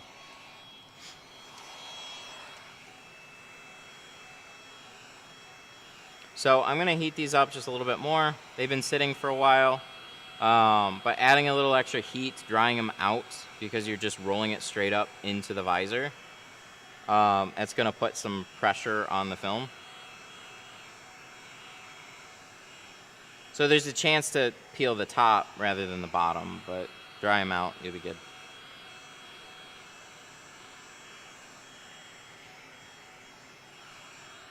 What's your method for double tinting if somebody wants double 5?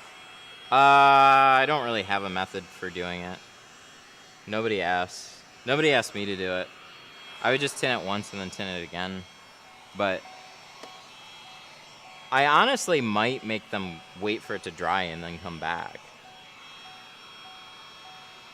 It's just not a request here, though. I'd just find a darker film if that was the case. Find like a 2.5 or something extra dark through a different company just to have on hand for those people. I mean, we watched a video the other day. Scorpion has like a 3% that they call 0%. Oh my god. That didn't sound fun. I don't like the way that sounded when I rolled it up.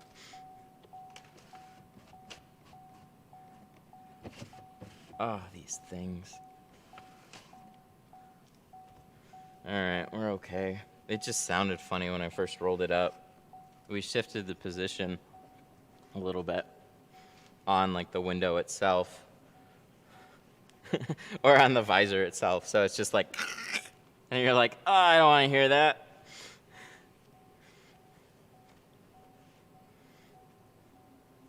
Max Pro has a 3% film. Scorpion, Max Pro, kind of in the same league.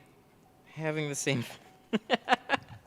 film companies always make me giggle that way.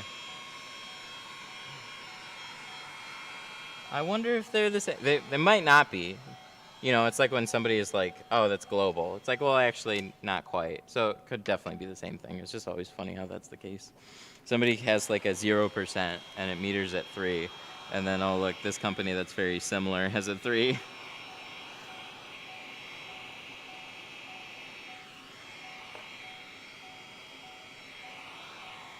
Do you think somebody would rather have double 5 or one darker shade? Do you think it's like bragging rights? I think it sounds like, I got double 5. Which, 5 on 5 is below 1%. So I guess you could say 5 on 5 is technically 0. You have to put down your windows a bit and vents out the heat. Oh, the ones that stick on the outside are better? I hate. I do not like the stick-on ones, though. I think they're, like, they're on the paint or they're on the trim. Whenever you see somebody pull them, they leave all this shit behind, and then you're sitting there rubbing it with a towel or using one of those, like, eraser thingies. I just hate that.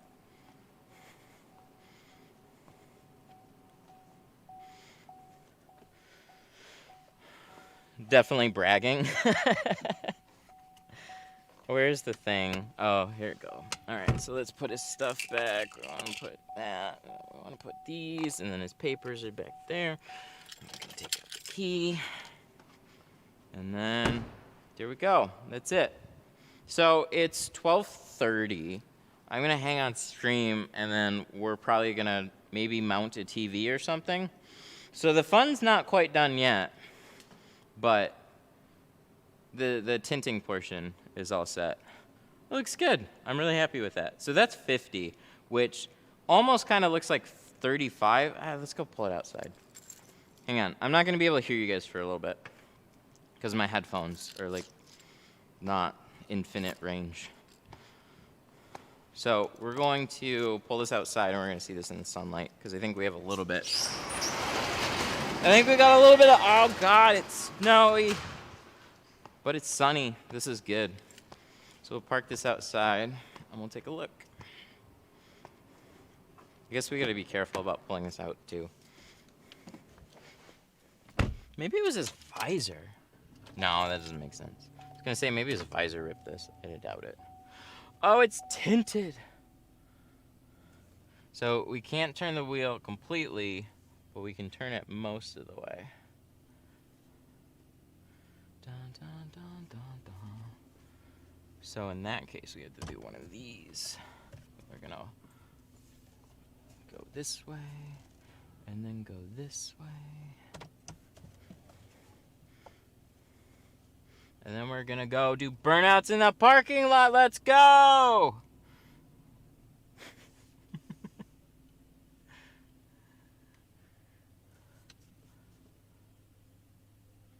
Sneak out of here. Is that van moving? No? No, it's not.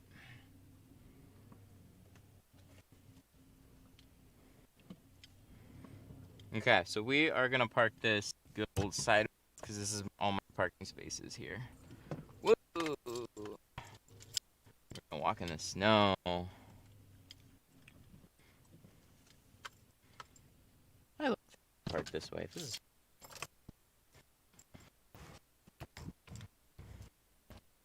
okay, so this is 20, and this is out in mostly sunlight. So it is shaded, but do have some windshield glare. So I guess it's like half sun, half not. We got a lot of shade from the trees right now. So 20 on the front, you can see kind of silhouettes, but angles are everything. So when you're looking on, looking through, and you got natural shade, I can see the headrest, I can see the back ones, I can see the back window, especially because it's at high level. But then when you kind of go on the side, and you get a lot of those reflections, that's where it kind of like blends a lot better. So, and then going on this side, I can see straight through to the wall. So it just, 50 kind of like screws with your head a little bit. And angles, just, you know, so when you're driving it around, you don't feel like it's at all. And then just when people are kind of looking a little bit, like here, you're able to see high up in the sky a little bit easier, but then this, sometimes you'll feel like it's a little bit darker. It's a really nice sweet spot. I like it a lot. I had to do something to this.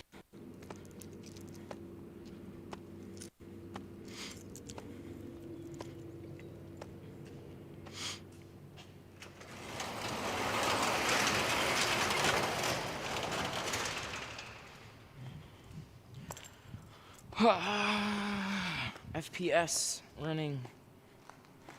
All right, can I get my headphone back?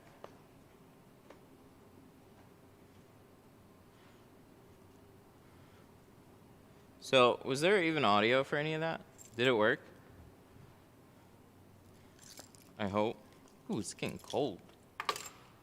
Oh, that's because the thing's open. I'm gonna throw on my jacket. Sit down for a minute. Where's my coffee? There's my coffee. All right, put that there. Let's take off the belt. Canon. What's up? How you doing? So that work? Were you guys able to like hear kind of what was going on?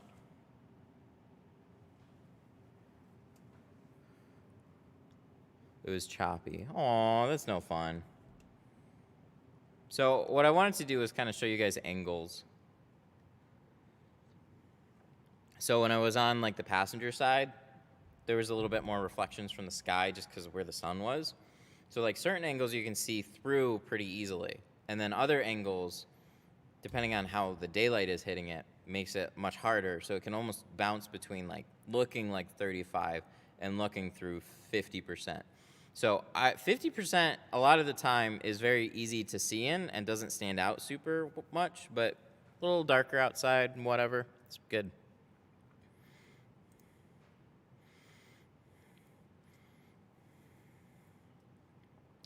Do you think 750 foot ceramic, 750 FOT, what? 750 ceramic plus X-Belt is a lot for a two-door car. So, well, here's the thing. If you're looking at like X-Belt ceramic, like XR Plus, it's just expensive film. So I don't think that's overly expensive. Window film prices are going to be all over the place. So it depends on, like, you can have a ceramic from a cheap company or you can have ceramic from an expensive company. XPEL is an expensive company. So I charge the same for a 4-door car as a truck as a 2-door car. There's less windows in a 2-door car, but they're a little bit harder to get to and the front doors are a little bit longer. So, like, it kind of balances out a little bit more. I mean, sedans are going to be a little bit more work anyways, but I always price them about the same. Yeah, XR Plus. Yeah, I don't think that's too expensive. I'd charge you $650 for Pro Nano, sorry. So you're $100 more than that for XR Plus. I mean, the thing is, like, who's doing the job? So if you know you're going to get a solid job out of it, then go with that. You're spending good money. You're going with a good film. Make sure the person that is doing the job is solid. You'll be great. What tool do you need to remove a rearview mirror? Most of the time it's a T20. I used to think it was a T15. It's technically a T20 Torx. Or Phillips in a couple of circumstances, but most of the time it's that. Okay, so what do we do now? Oh yeah, I gotta type this guy up. Sorry. Where's my, oh, that's this window here. I can't do too much to, this is what annoys me about TintWiz in this stream, is I wish I could show you guys like all customer details, but I can't, because I don't want to, but I do. So this guy, his name was Matt, I think. Was it? Contacts, dashboard, contacts.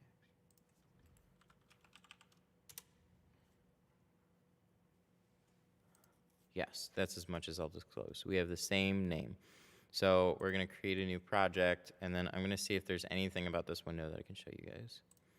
2000, or this is a Chevy Silverado that we tinted last year.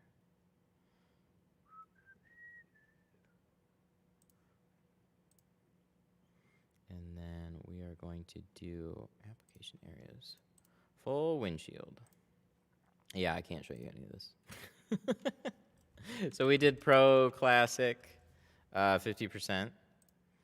I try and do this ahead of time. Typing people up when they're here is like inconvenient because then they gotta just stand up there while I'm typing stuff. And then create invoice. Cool. Oh, I don't have an email on here for him? Shoot, I'll have to ask him when he gets here. Okay, so that's that. Neat. Oh, I have a bunch of rear view mirrors coming in too. So from when we messaged a bunch of those people back about like the dash cam mirrors and stuff, I probably have about like anywhere from 5 to 10 of them coming in right now. 2 of them showed up already and more are on the way. It's pretty awesome. And I don't know what I'm gonna do entirely. Think maybe I'm gonna do like a big comparison video or something and then just give them all away. Because I was actually like, you know what? I needed one for the van. So I might figure out what the best one is, keep that, and give all the other ones away. Any other cards today? Unfortunately, no. I have something tomorrow, so we'll be streaming that. But it's been pretty light lately, and that's been a little bit not upsetting, just a little bit like, shit. But this time last year was far slower, so we're still pulling in work. This was a guy from last year, and then he just referred his buddy in, so he's all good with what we're going to be doing tomorrow, which I think is a hatchback cruise. So that's going to be an interesting one to do. I got to call this guy really quick and let him know, or let me message him and let him know his truck is all set, which I totally forgot to take it. You guys got to remind me to take pictures of the car. I've been forgetting that lately, and I'm really annoyed that happens. So, because one thing I like to do is actually take a picture of the car and then send it to them along with a notification saying that it's done. I'm watching. I'll head over. Oh, no way! If that's actually the person. Well, good. Good deal. It's all set. When the client's actually watching, you don't realize it, and you're like, oh, shoot! No, that's super cool, because I actually had a little bit of extra time to focus on streaming it, too, along with putting out a very nice job. So I think you'll be happy with it. In the meantime, can we watch videos? Can we, like, be a lame, boring YouTuber? But how do we really know it's you? What's the best way to tackle dot matrix once the film is already on the car and it's silverish? Really, that's the best way to handle it. You have to let it dry out some, and then you just want to heat up the edges and try and press it down with your finger. If it's been sitting there for too long, though, just kind of exposed, it's not going to touch up much, and every window is going to be a little bit different. So you're usually always going to be able to see that silvering.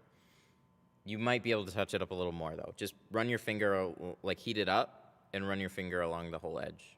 You can heat up the glass on the outside, just make sure it's warm, and that'll help it stick better.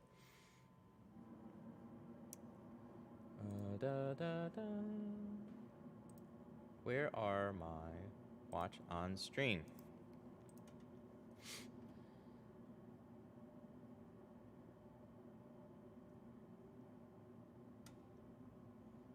Let's see. Is there anything that we can watch here? I didn't really add to this list before. How to tint car windows cheap and easy. Oh no, I want to watch this one. This one looked funny. Okay, so this is a video. Let's get my windows here. Let's get my windows here. This one is, oh, you can't see the thumbnail now. This is gonna be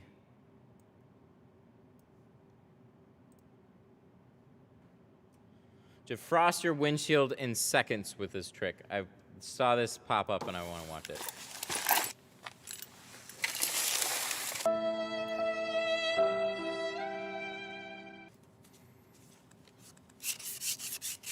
So we're trying to scrape off a windshield. This is Michigan in a nutshell. Any cold state for that matter, but definitely Michigan.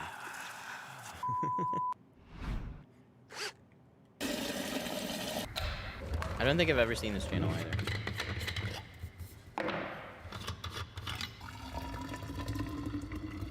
Hot water on a windshield. That is probably a bad idea. I'm guessing you're gonna crack the hell out of your windshield. Or there's definitely potential. Because that thermal difference is... It's working good, though. Oh, we're gonna level up. What is that? Just a bag of hot water. Actually, not a bad idea. But if there's lots of snow, it's not exactly gonna be a great solution either way. So do you just wait like day after day to do this for the video? It's pretty awesome.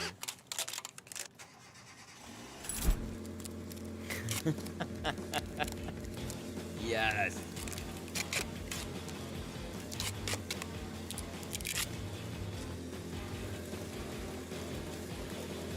Oh, it just plugged in there.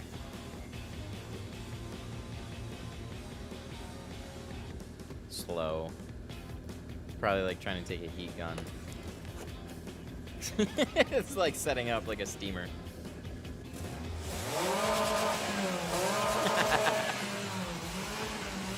Okay, that's pretty awesome. I wouldn't have thought to rev it. That was great.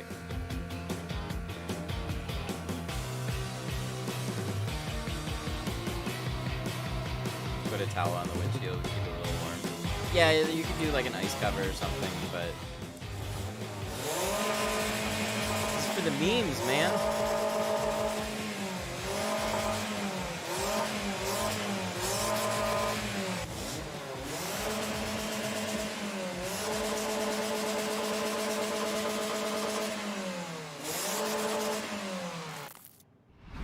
Number 3. Oh, we're gonna get some fire.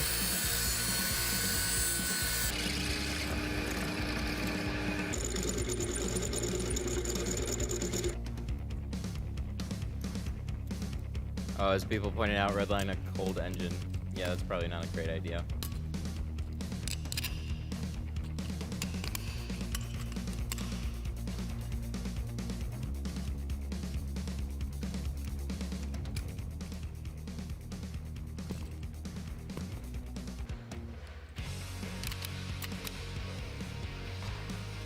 This seems like a lot of work. I don't know about this one. But whatever the thumbnail is, yes. People give me crap for all the holes that I put in the Civic.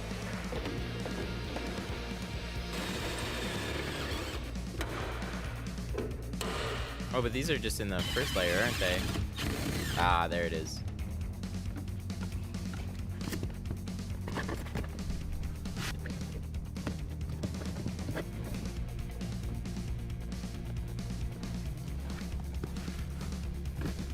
I'm not this crafty. This is one that I'm happy to watch. I recognize those switches.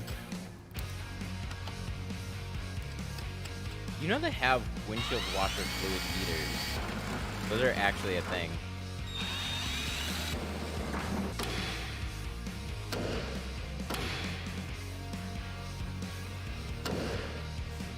Oh God.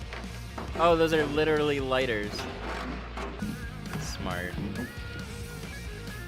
Isopropyl. We're just straight up alcohol here. I love this so much.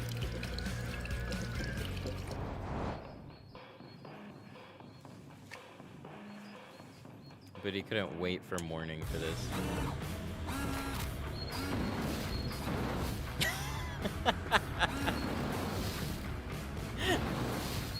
Oh, it just leaves it on the windshield. It just burns off the top.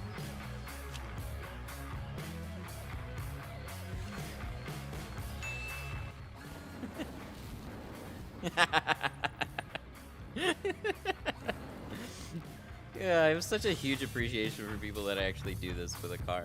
Like, they put in the time and the effort. Oh, that was beautiful.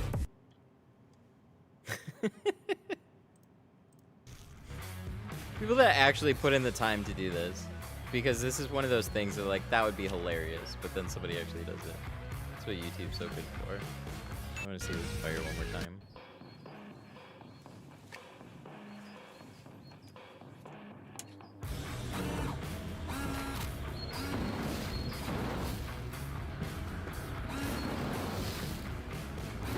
Like, all the fire right there that it's like leaving on top of the hood, like plastic melting, this catching fire there, like, oh man, it's good stuff though. People were so mad on the video that I did,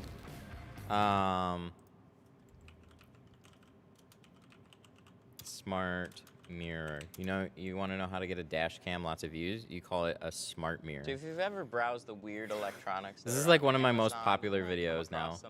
3.3 million views on this. I had it initially called the Picasso DL9 dash cam, something like that, and then I renamed it to Amazon's best-selling smart mirror. And it did very, very well. But I got, what was it? About 3 minutes. This section right here. I don't know. I know I'm supposed to do a pilot hole.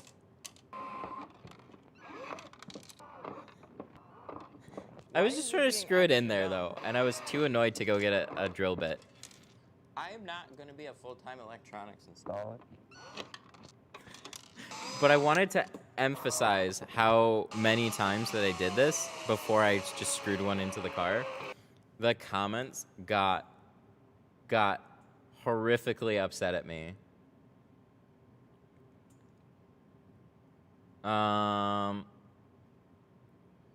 Oh, these are actually nice ones.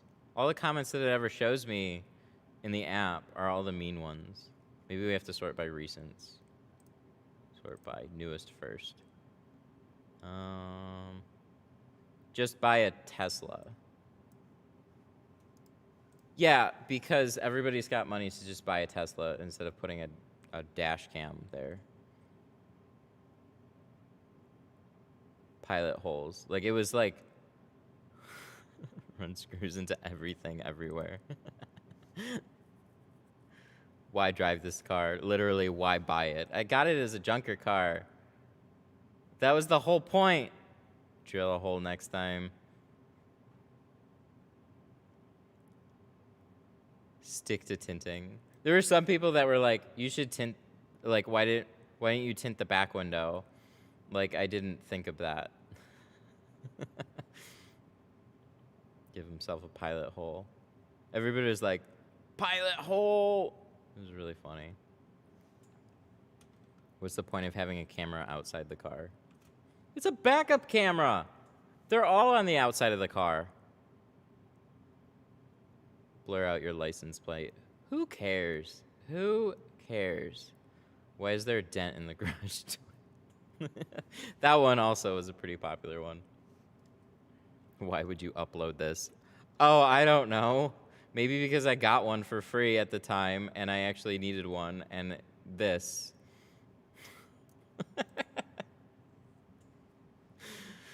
Oh, people are funny. Does this still work?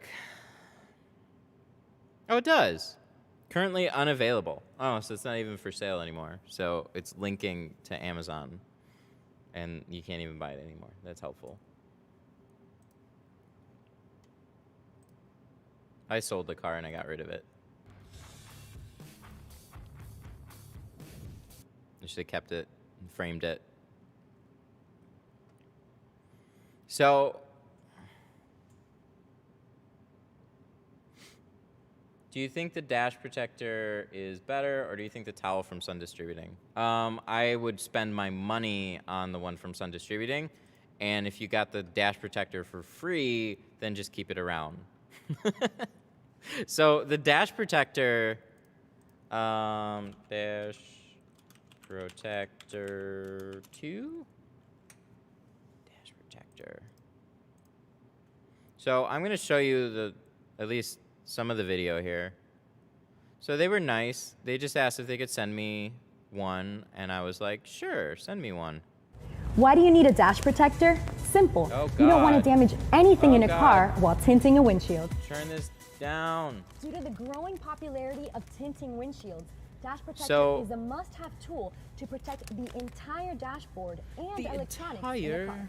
Dashboard. Dash I'll give him a protector little is crap the for this, fusion but of it's microfiber, a pretty impermeable decently put together strip video. Will make sure no protecting any absorbent. It's real. Then So when you use a tuck it slim into the foot bottom, to tuck this in is the rope. That's it. Windshield. that is a helpful thing. So you tuck it all in, and you see that? You see how low it is to the dashboard? I really like that. I like that a lot. So you have a soak rope in there that's sewn into the towel. It's a very, very good solution. It's poorly executed. So,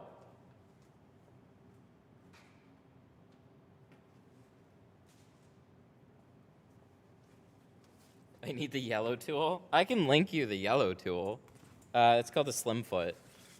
So this is the dash protector 2, and this is what it looks like after some use. So this is that water material. You see how like most of the damage is all here from tucking it in. The stitching wasn't super great in a lot of spots, and it's making, like, one, it kind of disintegrated part of the rope. So these ends will just kind of like fall apart. And they broke apart in certain places too. But for the most part, it holds together. But then that in combination with like the material, this is like a waterproof material, but it still like seeps. Water will like seep through all these like little holes and stuff that you kind of knock into it. It gets pretty beat up. And then if you throw it in the wash, it just doesn't last, unfortunately. I'll still use it like this from time to time, because to have something there and stay as far out of the way as it does, like this, I really like that. But the sun distributing towel, I should have grabbed both.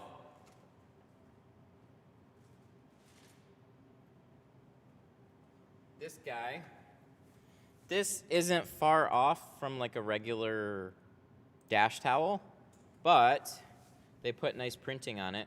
It's upside down. And it's a microfiber towel, but it's like a thin one. I think it's a microfiber one. Anyways, it's thin, it's absorbent, and you can still tuck it in there, very similar, but it doesn't soak up as much water on the edges, but it still will soak up water. But you can use them in tandem with like a soak shield rope, which is what a lot of times I would do with the soak shield towels, except this is a little bit thinner than the soak shield towel, and I like that. I want a thin towel that kind of stays out of the way. But it's hard to beat the combo of this holding it in place. And it's really big. It's got those side wings that cover all the edges. It's a really nice thing. They just need to refine it a little bit more.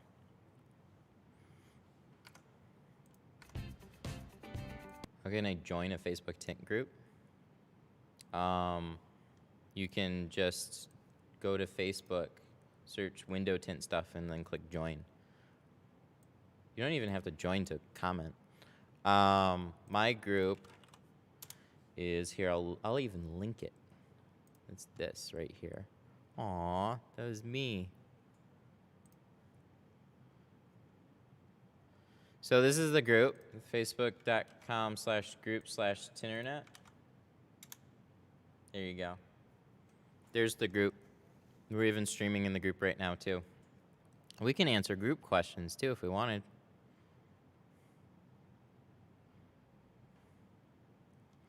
Look at the $20 Pro video I added on the post. Oh, I gotta find that.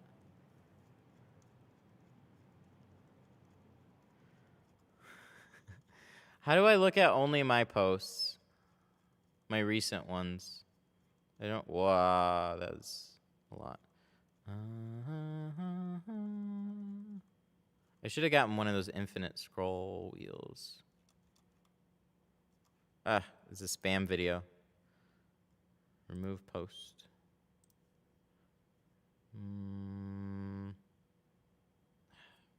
I hate it. Should just give me an option to block them.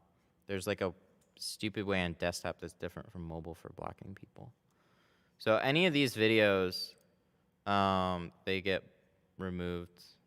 See all, block from group. That's where it is. Bing, bing. Goodbye. Oh, this was pretty sweet too. This is the same cart that I have. And he's got it all dressed up with tinting tools. That's pretty sick. Super clean. I like this a lot. Mine's a total mess right now. My wife said I should show how much of a mess my toolbox is. You guys see it from time to time. I'm embarrassed.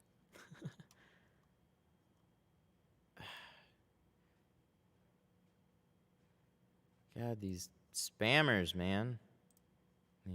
Block from group. Bing, bing. See ya.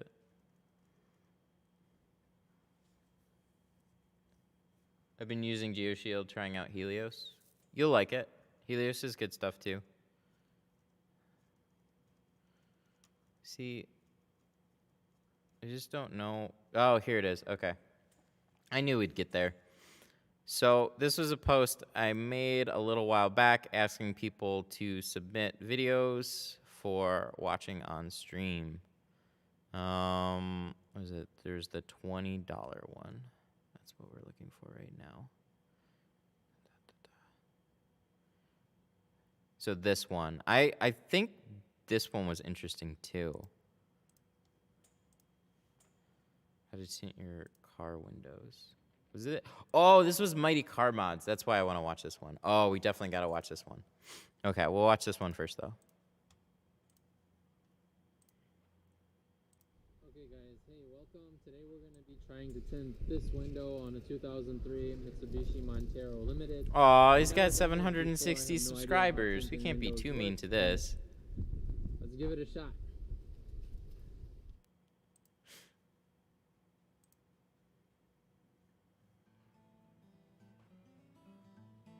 Whoa, this is just hard to watch.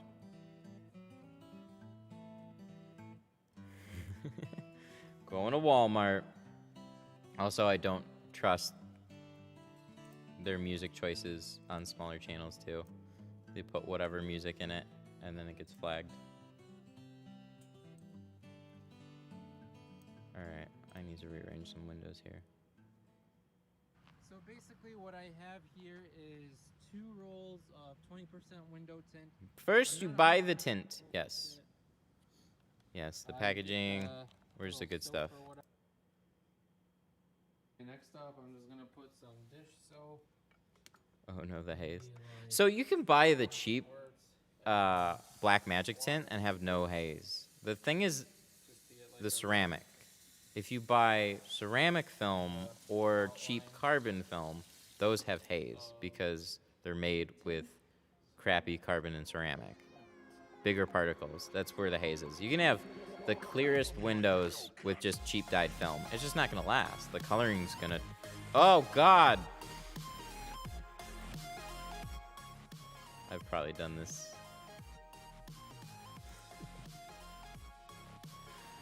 All right.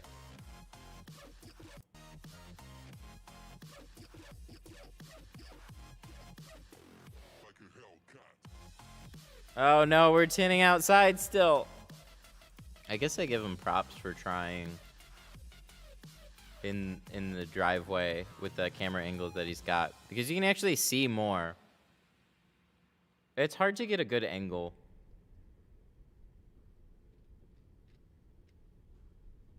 He's just smearing the squeegee all over the window, though. I feel like he's already tinting it.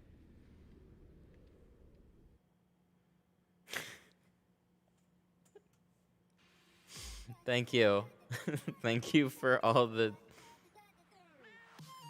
colorful text there.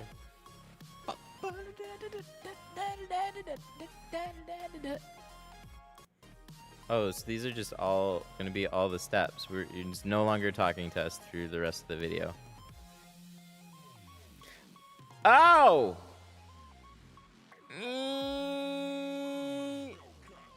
That hurt. That hurt to watch. Let's watch it again.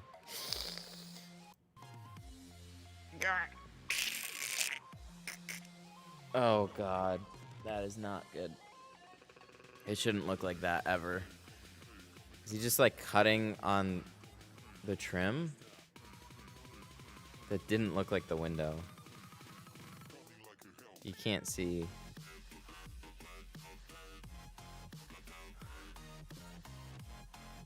I don't even know where to lower this volume. Oh, is it this one? Oh no, you guys don't need that anyway.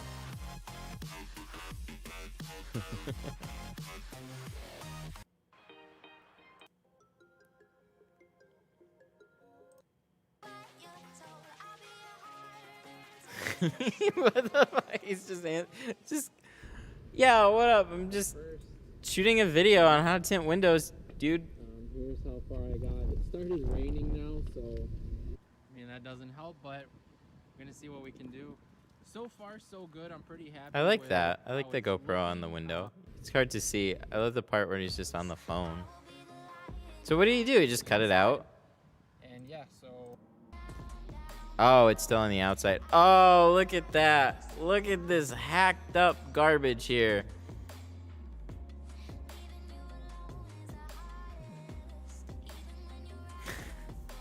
So as he's spraying it, he's also just rubbing his fingers all over the glue.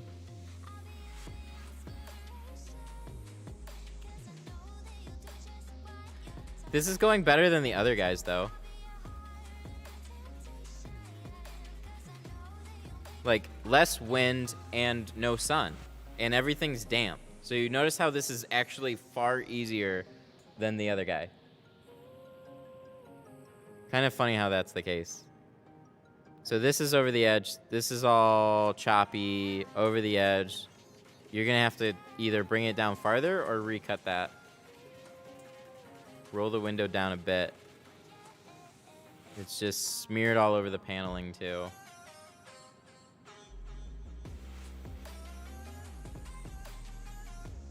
Yikes.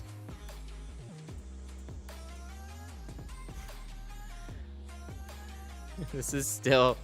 Sorry, I hit right click. This is still a better installation than the other one, though.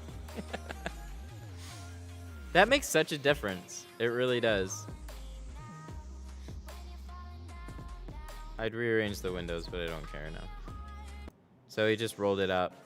That's it. So That's I'm it, gonna boys. take it off, and then maybe this weekend or this upcoming week, I'm gonna use this as a template to cut a new piece with a little bit of additional room. That'll here and help. Get it all That'll perfect, kind of but help.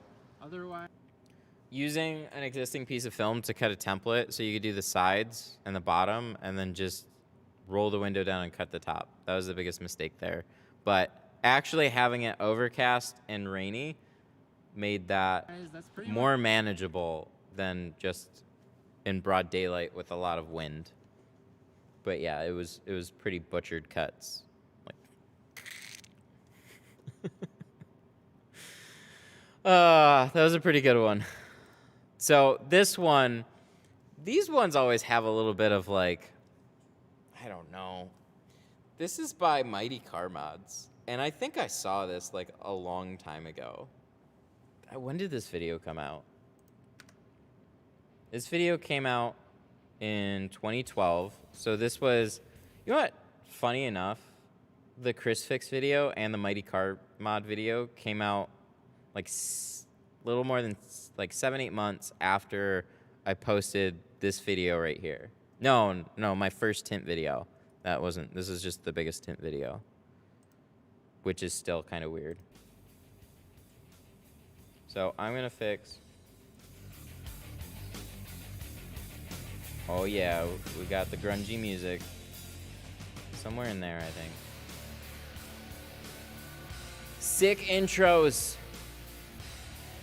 Better than mine at the time, that's for sure. Remove your tint yourself at home, and that means if you want to go and get your car tinted somewhere else professionally, you'll save at least $100 because they won't have to remove it for you. But you don't have to take your car somewhere else to get tinted professionally, do you? No, you don't, Martin, because today we're going to teach you how to tint your own car yourself. That's at right. home. Last episode, we showed you a few different methods of removing tint from your mum's car, using heat guns, hair dryers, avocado, and brute force.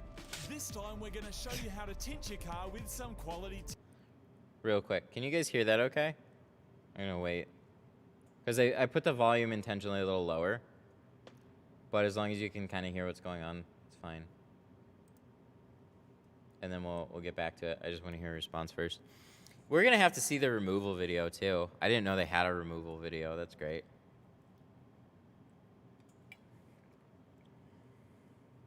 I'm still trying to play around with the audio because I don't quite know where to leave it.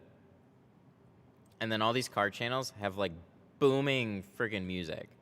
So they'll talk and then all of a sudden they'll just like, it'll be really low and then they'll jam on some music and it'll just overtake everything. is too much. Car channels love big boomy music.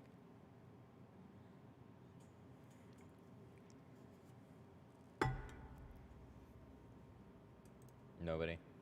It's just dead air now. All right, we're just Tint to make your glass mad and black. Alright, so these are the tools you're going to need to install your mad tint. You're going to need some good quality tint, we'll talk about that soon. You're going to need a variety of squeegees and spear cards to make it all fit. You're also going to need this shrinking card, which is coated in Teflon, so it slides across the tint.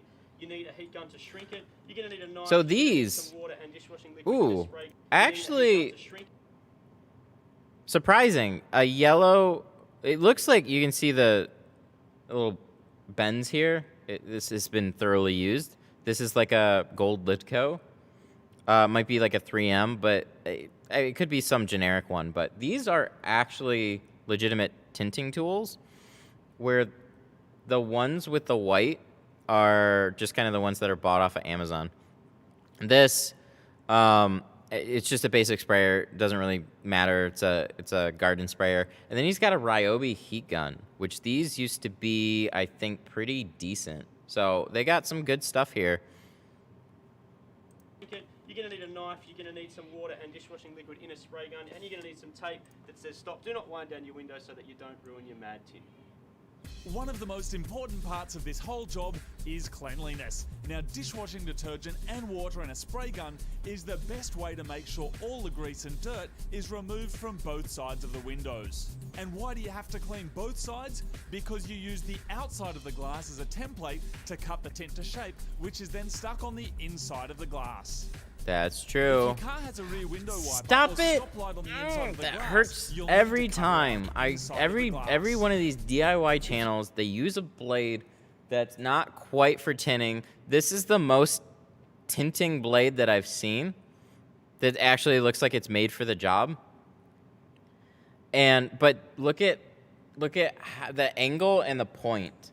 So don't take your blade and go that sharp. You're just digging it into your glass. You're gonna have a horrible score at the end of it. You gotta have a lower angle, so put this blade as flat as you can on the glass, and then just lighter pressure. It just looks like they're just gouging their windows. If your car has a rear window wiper or stoplight on the inside of the glass, you'll need to cut around it. Alright, so we're starting with the back window. I love when a window looks like that. You'll need to cut around. I see people, for the first time they're shrinking, they post a picture of them like this, and they're like, what am I doing wrong? I know they're just getting it set up, but there's no organization here at all. It's just all just... Around it.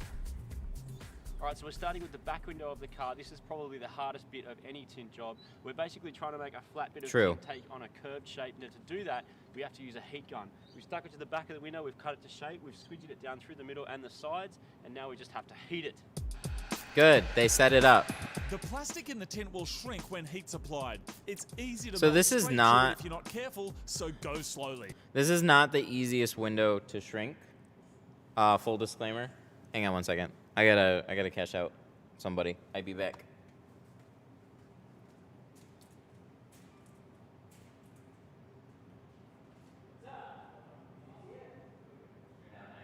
And I fixed that one window for you.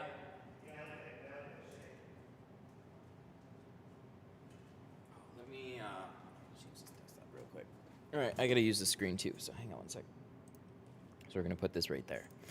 Got the keys. Cash. Yep. So total is 150. I don't think I can We're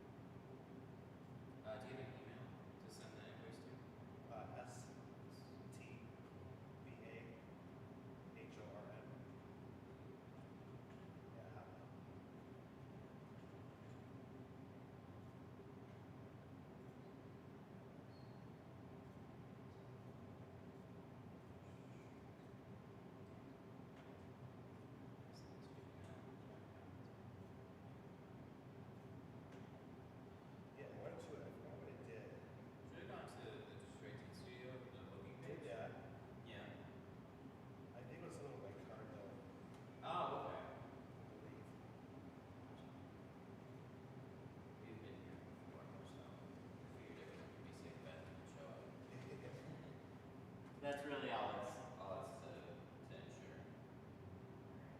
You know what? I think I tried a big book of time. Yeah. Which I did that. I think it was something with my card. I think it blocked me that I didn't send it. Like I was thinking about last time, like, God.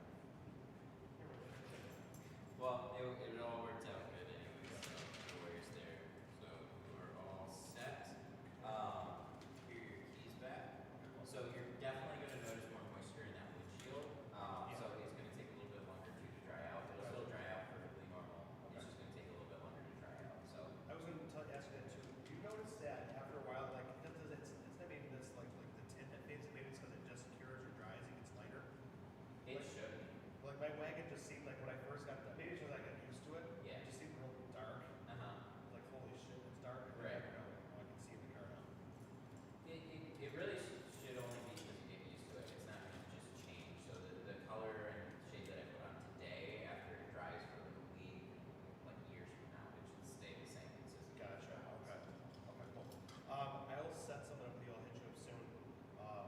I think I messaged you that my wagon with the basically removing instead of trying to piece it together, just remove everything. Oh, okay, yeah. Yeah, we talked about it a little bit. Do you message us on like Facebook or something? Yeah. Okay, I'll go through the messages. I'll find it.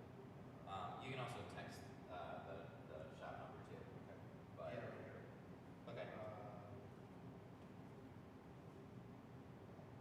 Oh, okay. Nice. So you have tin on the windshield too?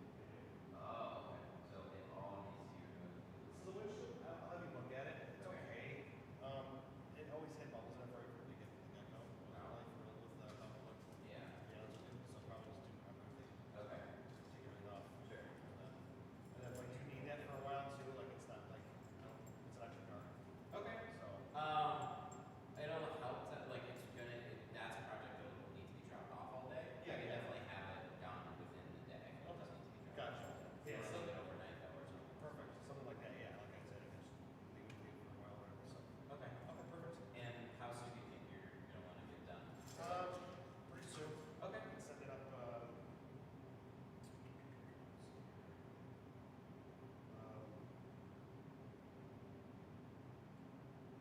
Whatever, really, if we need to do this, maybe we can do this week if you want. Okay. Yeah, let me So the removal, that's going to be the most expensive, or that adds like a lot to the cost. Because the tinting it is much easier with there being no film at all ever on the car, because it's a lot of tedious scraping. Because a lot of times, like we use a steamer to warm up the film, trying to remove it as clean as possible. Gotcha. And then what'll happen is a lot of films will leave a bunch of glue behind. So normal removals, honestly, without the windshield, are going to be $250 plus an extra $100 for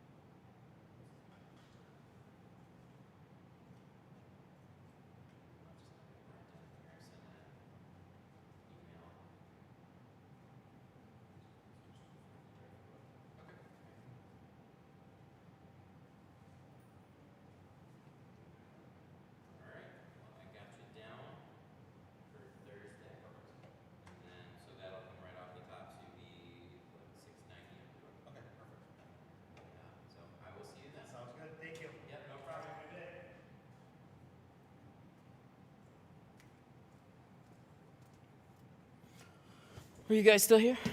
What's up? We're gonna watch another video, or we're gonna watch the rest of the video. I was scheduling that, so I've got another big job actually for Thursday.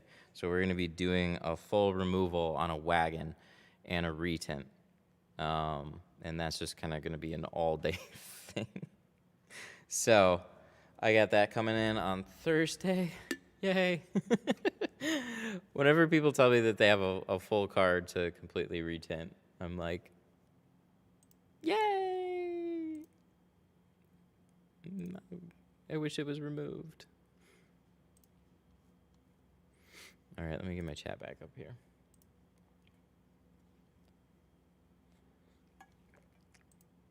I kind of want to warm up my coffee. No, we'll be fine.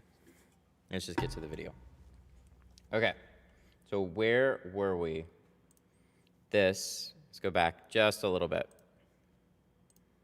And let's watch the rest of this. Sides, and now we just have to heat it. So, The plastic in the tint will shrink. God, I hate that. Just have to heat it. So, real quick, the fingers here, this is wet shrinking.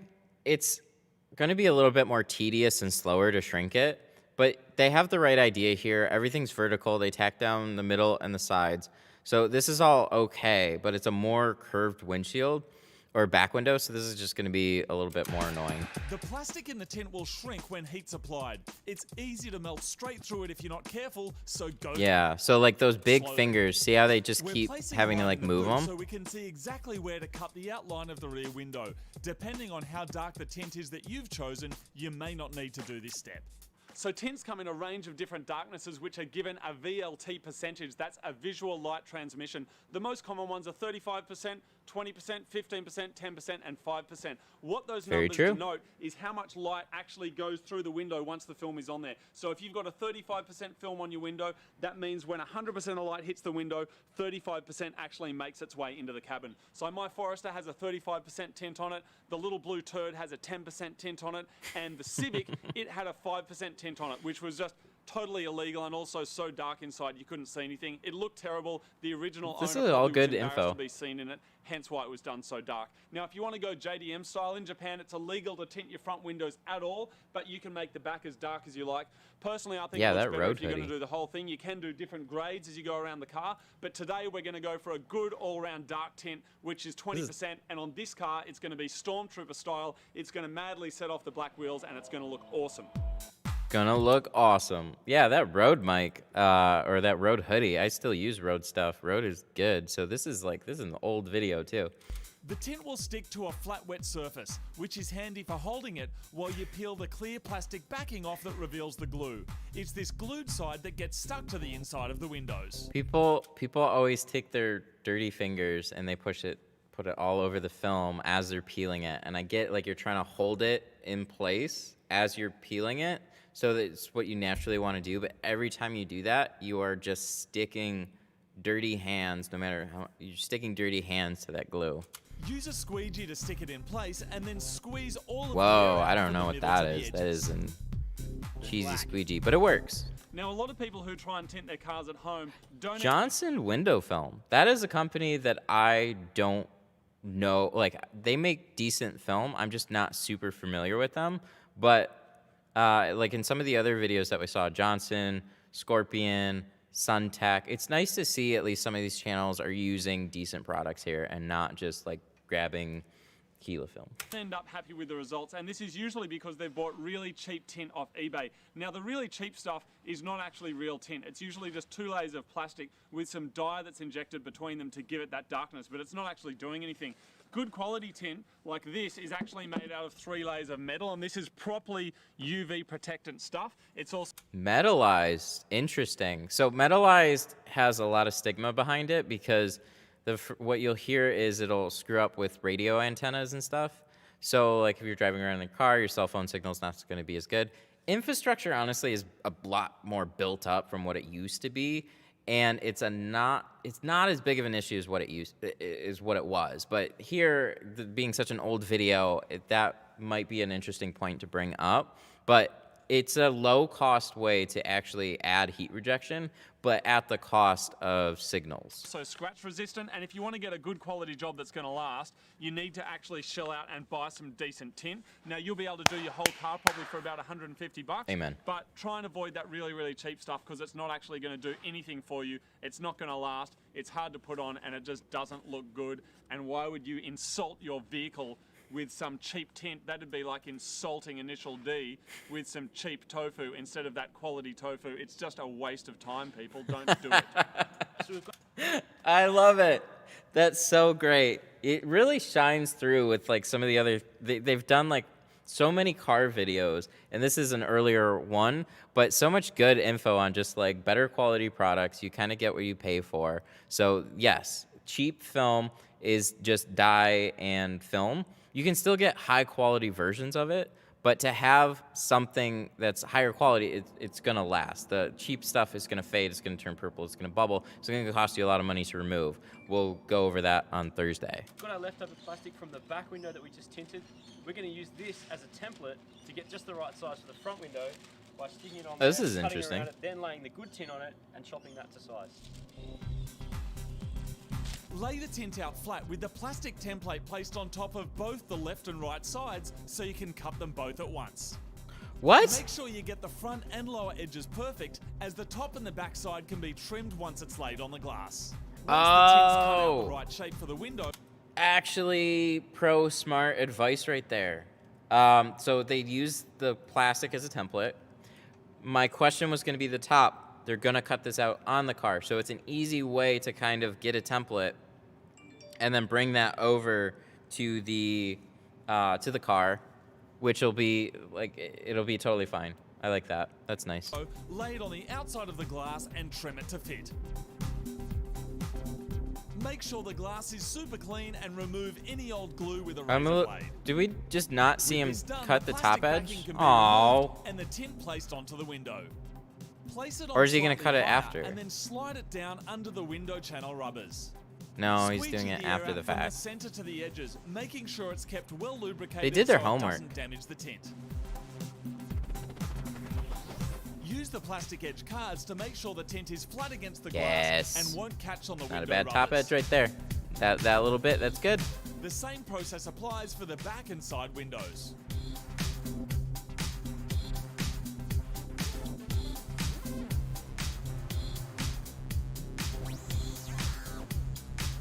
Sometimes it's easier to knock the tint into place by hitting it gently with your hand. So true. So true. People ask why we slap tint sometimes. It just jars it and loosens the whole thing up, where if you pull it, it just sticks in one spot and you need to like shock it.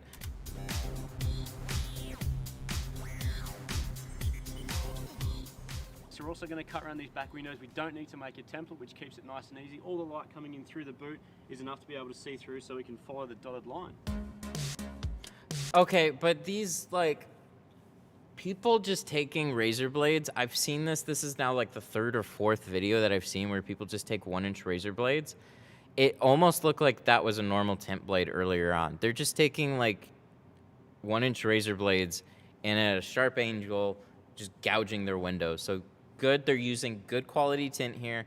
They're using proper, smart techniques, and then they're just ruining all their windows. They're gonna have gouge lines through the entire thing.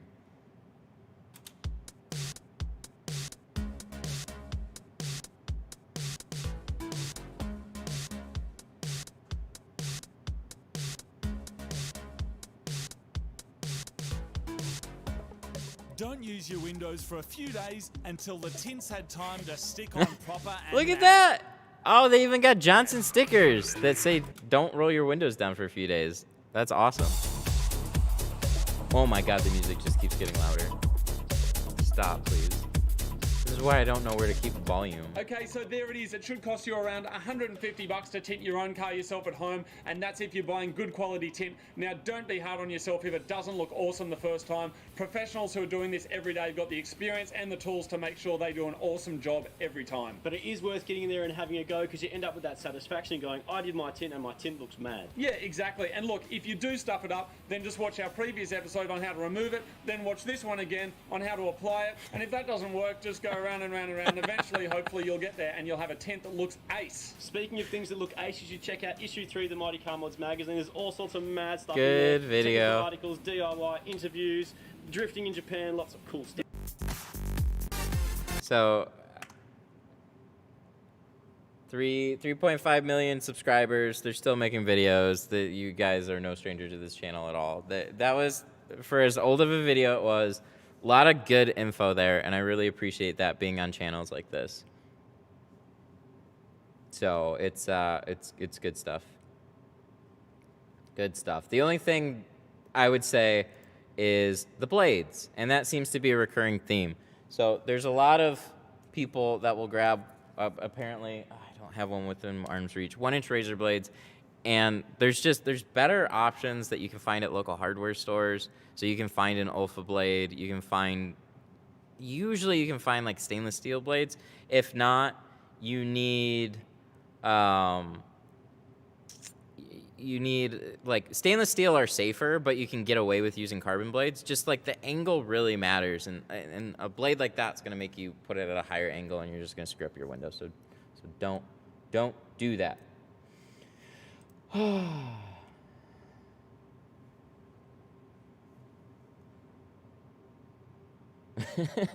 Everybody freaking out about the music.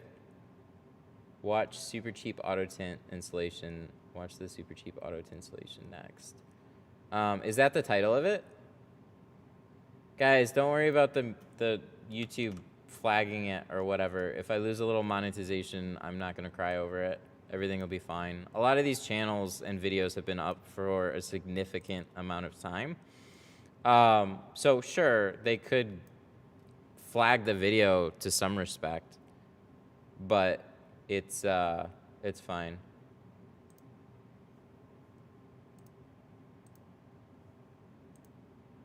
I can't see. Did the video get pulled entirely? Are we off?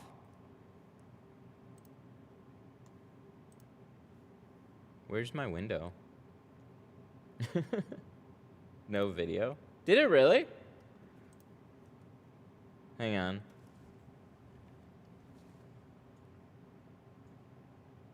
Hello? What's up? Hang on one second. YouTube check.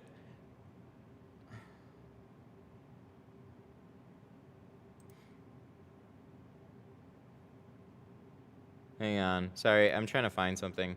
Hello? I'm back. I was never gone, though, I don't think. Was it gone? I get a lot of confusing things. I see nothing. If there's a copyright, how would it get taken down so fast? I didn't see it getting recognized by YouTube. So, this is something we gotta look into a little bit more.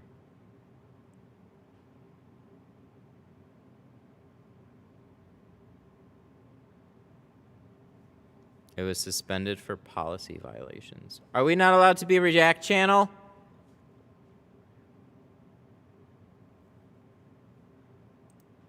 Huh. Well, that's a thing. I'd imagine...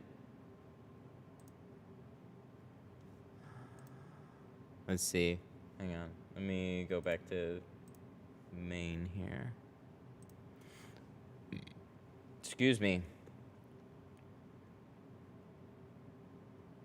So, I definitely know there's potential for like old music and music that is taken out of certain channels.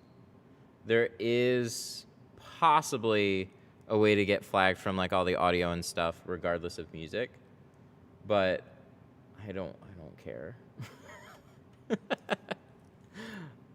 Where's my thing? Live, there it is. See, I don't know if it'll tell me. That's not like my door. Hang on one second.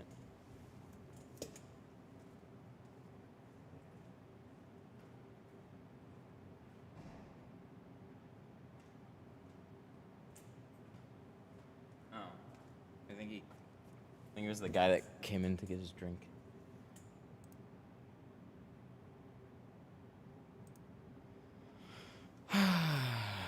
Well, it's back. I don't know. I'm curious because video's being monetized. I don't know where I would even look for a notification.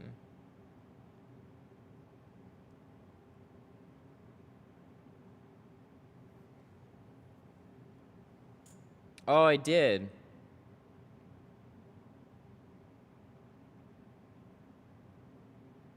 Oh, hell yeah. Okay, I actually got an email from YouTube. This is baller. Okay, so let me read this. Due to a copyright match, your stream was interrupted. I don't know if it'll tell me what was actually flagged. So while you're live, the stream will be discontinued for that period of time. When the music or copyright material is no longer available, then it'll re-enable the video and continue as is. So streams are interrupted when copyright content is being detected. After copyrighted material is no longer being streamed, streams are automatically re-enabled. That is a fantastic solution because it means we can pretty much watch anything that we want to, and if there's a problem, that's when the stream goes down. So Mighty Car Mods video, maybe the music, maybe the whole video. Moog makes his music in the Mighty Car Mods videos, might be copyright. It definitely, so it's one of two things. I'd probably guess it's the music, but it could just be the whole video entirely. So I'm not gonna make a video about the Mighty Car Mods. So those of you that watched it on stream and enjoyed it, cool. You guys were here to see it. We're not gonna post that as a dedicated video on the channel. But this is good. This is super good. So I guess there was a legitimate reason for people to all of a sudden be saying a bunch of stuff. It sounded like people were like, what the fuck are you doing? For no reason whatsoever. But that's fine. Cool. So, super cheap auto videos. We can also probably keep the music down quite a bit. Super cheap auto video. Is it super cheap auto tint? Like, what's the actual title?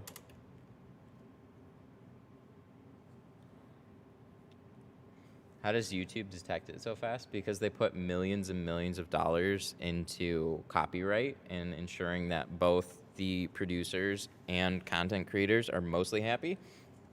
So this was, usually you would wait like a couple of days. Is this the video right here?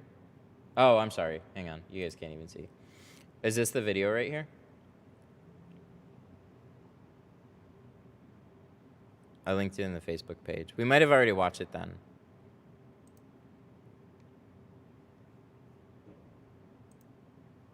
So, how to tint your car windows for $20. Was that this one? And then this is funny too, as Patrick says. I thought it'd be a great vid, but the algorithm flags the video. You can't watch the monetized, blah, blah, blah. Well, here's the thing. YouTube is evolving as a platform, which they were very strict. That is the one with the green car. Okay, cool. We'll watch this one in a sec. They were very strict about copywritten material because there were so many big companies going after YouTube. And for good reason, right? If you're just putting up, videos with just mainstream music in it, it should be removed. Like, that's not allowed. That's the artist. That's not yours. You can write whatever you want in the comments or description. You don't have permission to do that kind of stuff unless you get it. But in most cases, you don't. And that sucks, but that's just the way things are. So YouTube's been putting a lot into live streaming lately, and there's tons of Twitch streamers that do nothing but react content to tons of videos and music and this and that and the other thing. And now Twitch is getting in trouble for it, but there's this, YouTube needs to be a lot more flexible with live streaming now and videos and watching other stuff. So if there's something really offensive, and then it'll just cut the video, but then they still scan it and then re-enable it with it, that's beautiful. I have no problems with that. So we just got to be a little careful. So we'll lower the volume on some of these, but I don't know. We'll see how it goes. I don't think I'm going to lose my channel or anything. Hang on one sec. Hello, Tint Studio. How can I help you? Hi. Yeah.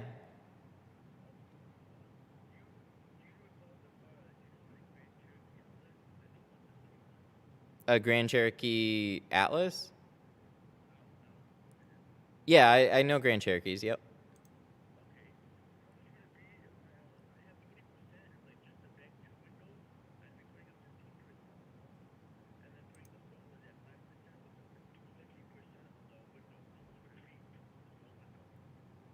Okay, so you want to do the full vehicle with the full windshield?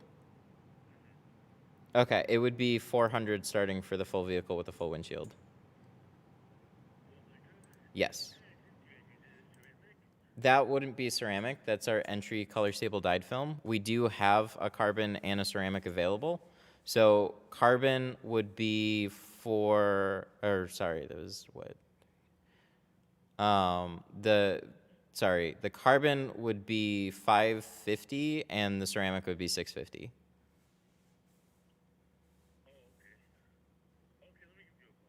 Okay, no problem.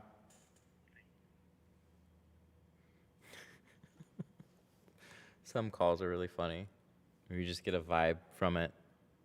All right, we're going to watch this video. Welcome to the Altrex How-To channel. I'm John. Oh, God. Collins, and today we're going to be looking at how to install Altrex window tint. This is... To install Altrex window tint, you will require adhesive tape, a pencil or marker, utility knife or scissors, a spray bottle, some detergent, ammonia-free window cleaner, and a clean cloth. An air bubble remover or squeegee is also essential. This, along with a knife and spray bottle, is available to buy separately in the Altrex film application kit. That all came at me super quick, dude. Hang on one second. So this is only a 2.5 minute video for one, and we're gonna learn how to apply window tint in 2.5 minutes. I want to make sure I got this all down. So let's listen again. What do we need? Looking at how to install Altrex window tint. To install Altrex window tint, you will require adhesive tape, a pencil or marker, utility knife or scissors, a spray bottle, some detergent, ammonia-free window cleaner, and a clean cloth. An air bubble remover or squeegee is also essential. This, along with a knife and spray bottle, is available to buy separately. All pretty accurate, in the Altrex but film application kit. Very generic. We recommend that for the best results, you place your vehicle in a cool, sheltered area during the application process. Yes. The first step is to prepare the surface. Remove all Wipe dirt it and with grease the with the baby ammonia-free wipe. window cleaner. Then mix 1 capful of detergent in 4 liters of water and fill your spray bottle with the solution. Next, measure the windows you will be tinting. No. Make patterns of each window and check against the window. No. Oh, come on. Do they just expect you? I'm assuming this comes Place the with window their tint kit. on a clean, No, flat it doesn't. surface It doesn't and come place out of the paper box. pattern on the film for cutting. So you just Remember need a the old giant saying, sheet of put tint on paper. a clean, flat surface. Wait, let me go back You will here. be So you just tinting. need a giant Make piece of paper paper patterns of each- for getting over the whole door. Who's got this? You're gonna go get like 8.5 by 11 sheets of paper and tape them all together, and then you're gonna pencil it along here. Each window. I and just check don't even against know. the window.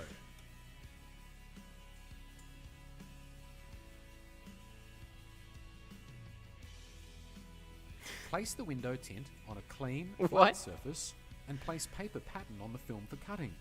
Paper Remember the pattern. old saying, measure twice, cut once. If everything Amen. looks right, cut the film with a utility knife and a straight edge ruler. cut tint slightly larger than the window to be covered. You'll trim the excess later. Attach strips of transparent tape to the front and back of one corner of the film. Pull slowly in opposite directions to expose the Why does adhesive. everybody recommend this? I see this in so many installation videos. They always say use like Scotch tape to separate them or something like that. I guess if you have it, then just, yeah, it can make it a little bit easier, but it's definitely not required to just like peel apart the tint. Removing the ultra-thin backing, pull slowly to avoid creasing. Using Where'd the this hand extruded come burner, from? Spray the adhesive side of the tint. Okay, shut up. Using You the just mixture have made a up spare earlier, human there. Spray the adhesive side of the tint and the inside of the window. Place the wet, adhesive side of the tint film on the inside of the glass. At this stage, it should overlap the window edges. It shouldn't overlap the entirety of the entire window. Why? Once the tint is in place, spray the non-adhesive side I'm of the scared. tint. Look, it's a beautifully tinted Complete the window. job by trimming the window tint 3 mm from the window edges. Keep the film wet and squeegee until all air bubbles Okay, are removed. but one, look at this corner. And then let's go back a little bit. I say stop here. Just stop right here, or you're done. It looks great. 10 out of 10. Just don't use your windows ever. They what? Complete the job by trimming the window tint 3 mm from the window. They cut the bottom, and then the window is magically down. Like, just trim it. Just generically. Window edges. And then they Keep the show film it's all wet rolled and up. Squeegee until all air bubbles are removed. Dry the edges with a soft cloth. It's still fucked. No, Spray dude, the come on. non-adhesive- Dry the edges with a soft Get the cloth. fuck out of here. Look, and then it's done. And look at all this garbage up here, but with all the reflections, they're just like, yep, it's done. We made the video. We totally installed it with Altrex window tint. 10 out of 10. Good God. That was amazing. This reminds me of the Gila videos. We should watch a couple Gila videos because they are just as short.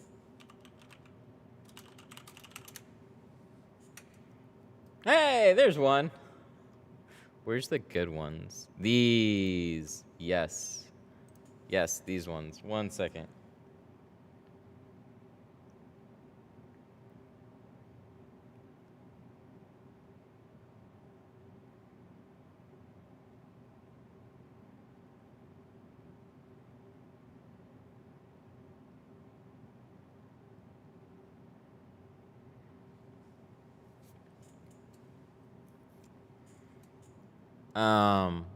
So these Gila videos are some of the funniest ones that I think I've ever seen. So I put out a Gila video actually like a month before these came out, or a month, I don't know. It was like right around the same time. So windshield strip, side window on a pickup truck or sedan. Let's watch this one real quick. Installing window tint and not sure where to begin? Well, you've come to the right place. In this video, we will cover the steps needed to have a successful window tint installation on your truck. Before you Listen to tint that your vehicle, voice. It's important that you know your state's tint laws. Visit www.iwfa.com to find out more. You may also contact Not a bad Gila resource. Films customer service at 1-800-528-4481 Oh, you can call them. to speak with a representative who can assist you with Oh, your yeah, state's these tint people are laws totally and answer standing any by. questions you have about tint installation.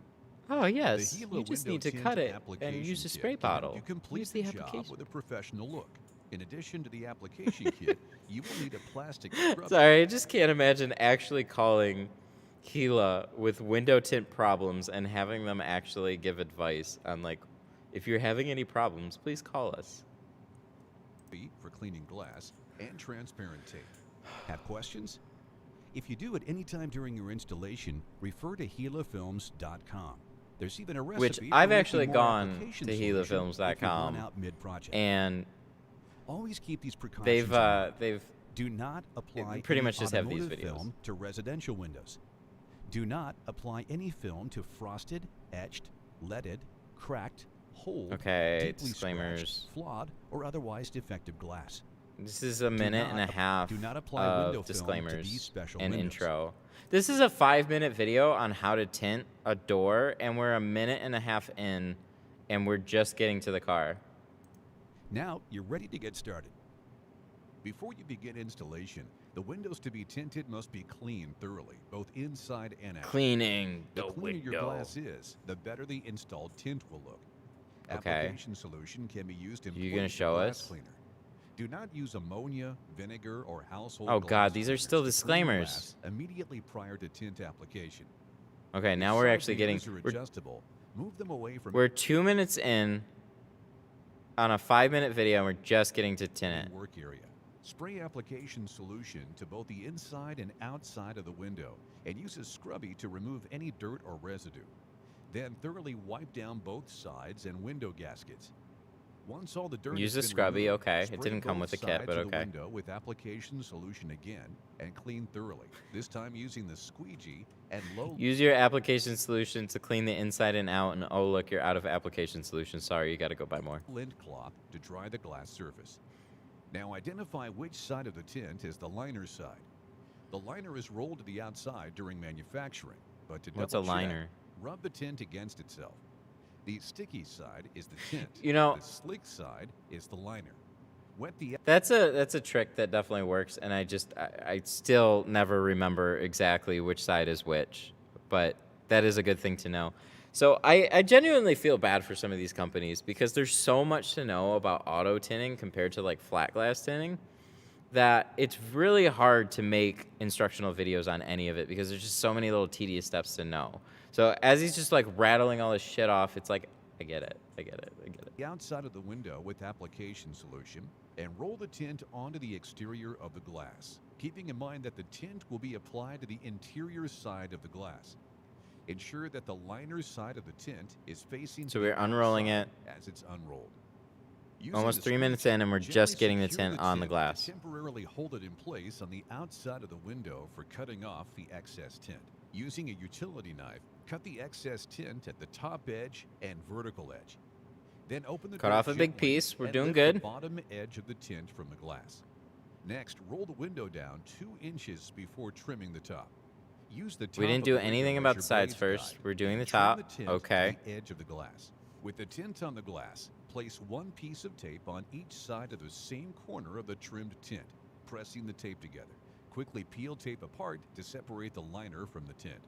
Remove the liner while spraying the What? newly exposed adhesive with application. Wait, what solution. happened? Using the squeegee, gently secure Oh, I the went back bottom too far. edge of the tint from the glass. Next, roll the window down 2 Okay, we're inches rolling it before down. trimming the top. Use the It's top all of the bunched up window there, as your but- blades guide and trim the tint to the edge of the glass. With the tint on the glass, You place didn't do 1 anything piece about of the tape on each sides. side of the same What corner the of the trimmed tint. Pressing No the wonder tape it's only 5 together. minutes. Tint. The heck? Using So a you cut utility to the top of the window as your blades You guide cut the and top. Trim the tint to the edge. You of didn't the do glass. anything about the With sides. tint on the glass, And then, place 1 oh piece look, of your tape sides are done already. Magically cut itself. The dude's voice for commentary is good though. It's awesome. It's far better than mine. They got a good voice for these videos. It makes me want to go get some Gila film right now. tape on each side of the same corner. I'm on hold their install hotline. Let me know how that goes. Of the trimmed tint, pressing the tape together. Quickly peel tape apart to separate the liner from the tint. Remove the liner while spraying the newly exposed adhesive with application solution. Generously spray the inside of the window once again. You are now ready to apply the tint to the inside of the window. Lift the That tint is from just the an outside- infinity spray bottle too, by the way. I've used that. I go through that thing in like, I don't know, like inside of 30 seconds. You spray that much on the inside and out, you're done. the glass and place the wet adhesive side of the tint against the wet inside of the car glass. Don't. What the edge toward the window so it doesn't pick up. Come on, don't. He just. Slide the tint into place. The fuck you leaving a do? Folding up the bottom edge toward ready to apply the When tint did to we the inside of the window. Lift the tint clean from the it? outside of the glass Okay, and then place the flip wet your tint adhesive side up of the tint against and the just wet crunch inside it of at the car bottom glass. and Folding smack it up against the edge bottom of the toward glass. window so And it then make doesn't sure you pick up give any this nice dirt little from the like door. gentle fold Slide there. the tint into place, leaving a 1/8 inch gap at the top of the roll-up window. Once it's in place, spray the tint with the application solution. Next, And then squeegee isn't the the top bottom, edge of the look, tint it flipped down down to the glass, because working your way gravity's down a the thing. window to the horizontal. So you're gonna try and you're gonna flip the tint underneath, and then you're gonna what? Carry it, and then it's just gonna not flip back down. And you're gonna squeegee the whole thing out with that god awful squeegee. Midpoint. Black Once Magic secured, had a better roll up squeegee. the window.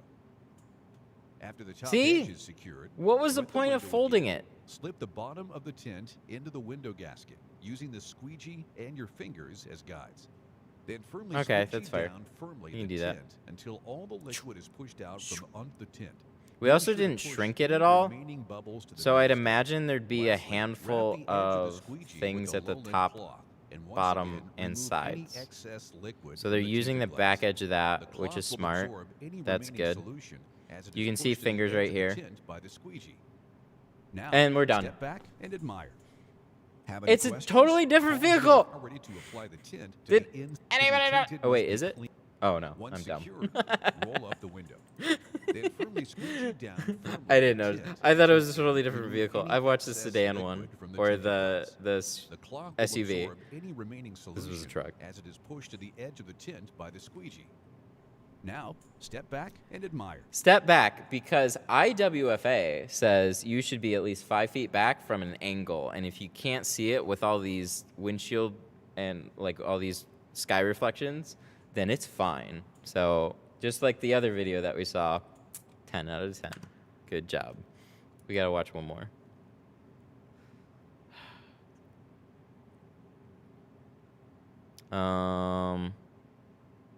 So this is an SUV installation. So I'd imagine this is what? This is going to be very similar. Installing window tints Because- and not sure where to begin? Well, you come to Yes, the right place. going on In disclaimers. this video, we will cover the steps needed to have a securely wipe down both sides and window gaskets. Yeah, Once all the dirt has been I used to removed, call it spray Gila, both but it's sides of the window actually, with or application Gila solution is what I again, called it. and It's clean actually thoroughly, Gila. using the squeegee and low-lint cloth to It's a dry the silent glass G. surface. Duh. Now identify which side of the tint is the liner side. The liner is rolled So again, together we're with 2.5 application minutes. Solution and roll the tint onto the exterior of the glass, keeping in mind that the tint will be applied to the interior side of the glass. Ensure that the liner side of the tint. So using now a we're utility farther. knife, We're much cut the farther excess ahead tint than the at other top one. edge We got it, and boys. vertically. This video's got to be 5 minutes long, and we're exactly 3 minutes into it. You got to speed this up. Then open the door gently and lift the bottom edge of the tint from the glass. Next, roll So the they window cut the down sides 2 this time? inches before trimming the top. It's different. Use the It's top different of than the window as your truck. blade's guide and trim the tint. That to I the feel edge at of the least is glass. better because we made all our With the cuts. tint on the glass, place one piece of tape on each side of the same corner of the trim tint, pressing the tape together. Quickly peel tape apart to separate the liner from the tint. Remove the liner while spraying the newly exposed This is also a more adhesive curved with window too, application so I'm solution. interested. Generously Fingers spray on the tint. inside of the window. You are now ready to apply the tint to the inside of the window. Lift the tint from the outside of the glass and place the wet adhesive side of the tint against the wet inside of the car glass. So Holding they up the did it bottom better edge this toward the time. Did you side see of the that? window. They're doing Lift the things tint from different. the outside of the glass and place the wet So they folded it up. Instead of going backwards, they went front and put the tint on the tint with some spray there. That would be a much cleaner way to do it. Still not a great way to do it, but a better way to do it. wet adhesive side of the tint against the wet inside of the car glass. Folding up the bottom edge toward the window. See that? so it doesn't pick up any dirt That's from the why it's door. terrible. Tint to the inside of the window. Lift the tint Okay. from the outside of the glass and place So the every wet time adhesive side of the one tint of these against things the wet happen, like look, inside he's of the so car happy. He's glass. like, I got this Holding this up the time. bottom I edge got this. toward the window. Every one of those folds is just, it's going to show a horrific crease on the inside. This is just going to look like a mess on the inside now. So it doesn't pick up any dirt from the door. And then he's got Slide the fingers tint all into over the place, top of it. leaving a 1/8 inch gap at the top of the roll-up window. Once in its But place, you see how it's spray the staying tint now with at the least? application solution. They Next, improved. squeegee the top edge of the tint down to the glass, working your way down the window to the horizontal midpoint. Once secured, roll up the window. After the top edge is secured, wet the window again. So then they Slip the bottom squeegee of the tint top. into the window gasket, using the squeegee and your fingers as guides. Then firmly squeegee down the tint until all the liquid is pushed out from under the The lady on the hotline told me to watch Matt's channel. No, she didn't. What did they actually say? Being sure to push any So remaining there's bubbles there's from more the curve to this window, and we still haven't shrunk a Lastly, single grab the window edge yet. of the squeegee with So the what they're low saying lip is on and all once of again, these, you remove should any be able to excess just dry it liquid from the out. tinted glass. The cloth will absorb any remaining solution as it Good is luck. pushed to the edge Good of the tint friggin' by the luck. squeegee. Now, See? step back We from got the that back angle. Severe angle on this one. Dude, it looks great. Looks great. Yeah, no problem. Yep. Yep, that went real well. Have any questions? Call Gila Films customer service at 1-800. Excuse me, Gila. I followed your instructions and my windows are totally screwed up. 528-4481 for assistance. All right, I'm going to have to call them. We'll call them another time, but we will call them. So these are all in a different language. Autofilm, SUV side window. That's just what we watched. There's a truck back window, which I feel like is the most... Okay, we'll watch 2 more here. Car Parts Depot pre-cut window tint installation. All right, we'll copy this one. I want to just watch Installing a couple window things really tints quick. and not sure where to begin? Well, you've come to the right place. In this video, we will cover the steps needed to have a successful window tint installation on your truck's back glass. Before you tint your vehicle, it's important that you know your state's tint laws. Visit www.iwfa.gov. Okay, this is all the to same find out stuff more. here. This is all You the may also disclaimers. contact Gila Films customer service Excuse me, at Gila? 1-800-528-4481 I fucked up my windows. to Yeah, speak you're with a just gonna have to representative who deal can with assist that. you with your state's tint laws. Not apply windows and out. Cleaning the cleaner your glass window. is, the better the installed tint will look. Application solution can be used in place of glass cleaner.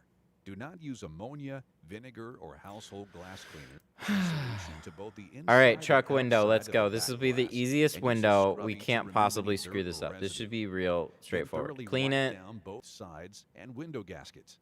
Once all the dirt has been removed, No spray cover on the both back. sides of the window with Cross your application fingers that you don't solution have one. again, and clean thoroughly.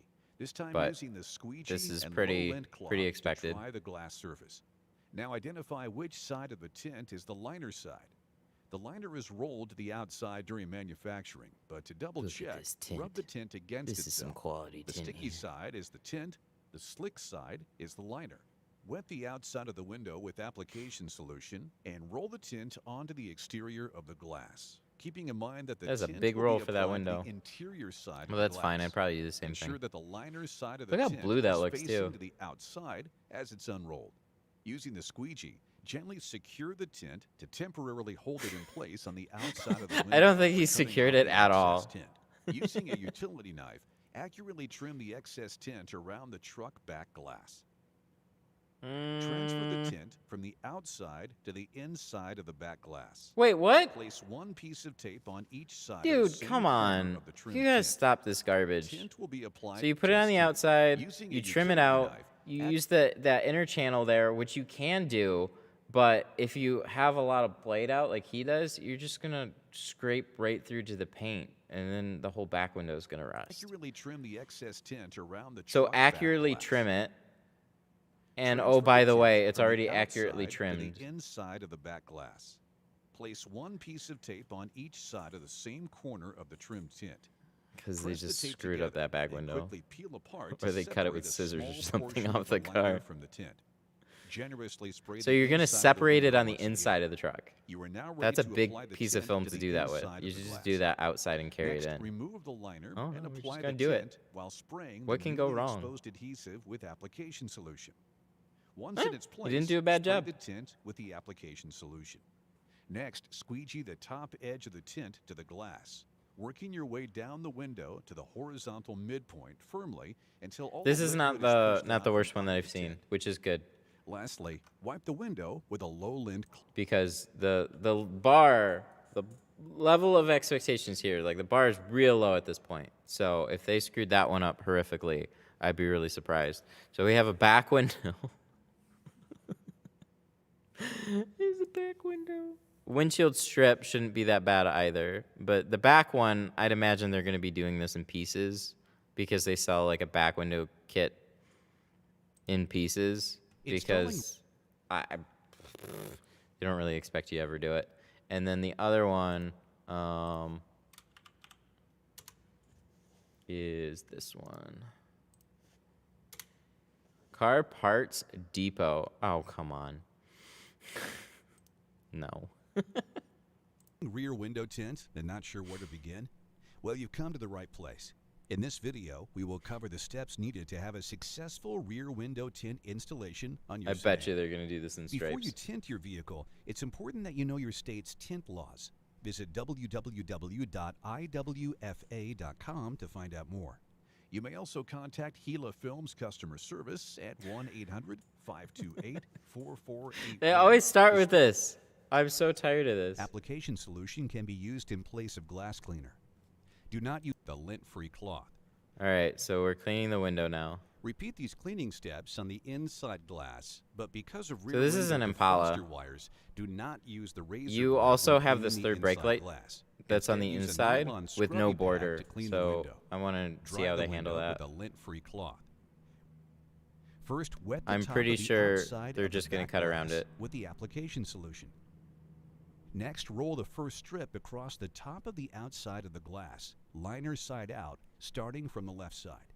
Do not remove the tint liner. This is like until an the film is old way applied to on do the it. inside of the sedan. Then trim the right edge with the utility knife. Just do it in strips. We Spray don't have a good application answer for you. solution. We don't want Squeegee you the guys strip calling temporarily into place, our helpline with shrinking problems. and then trim the left edge.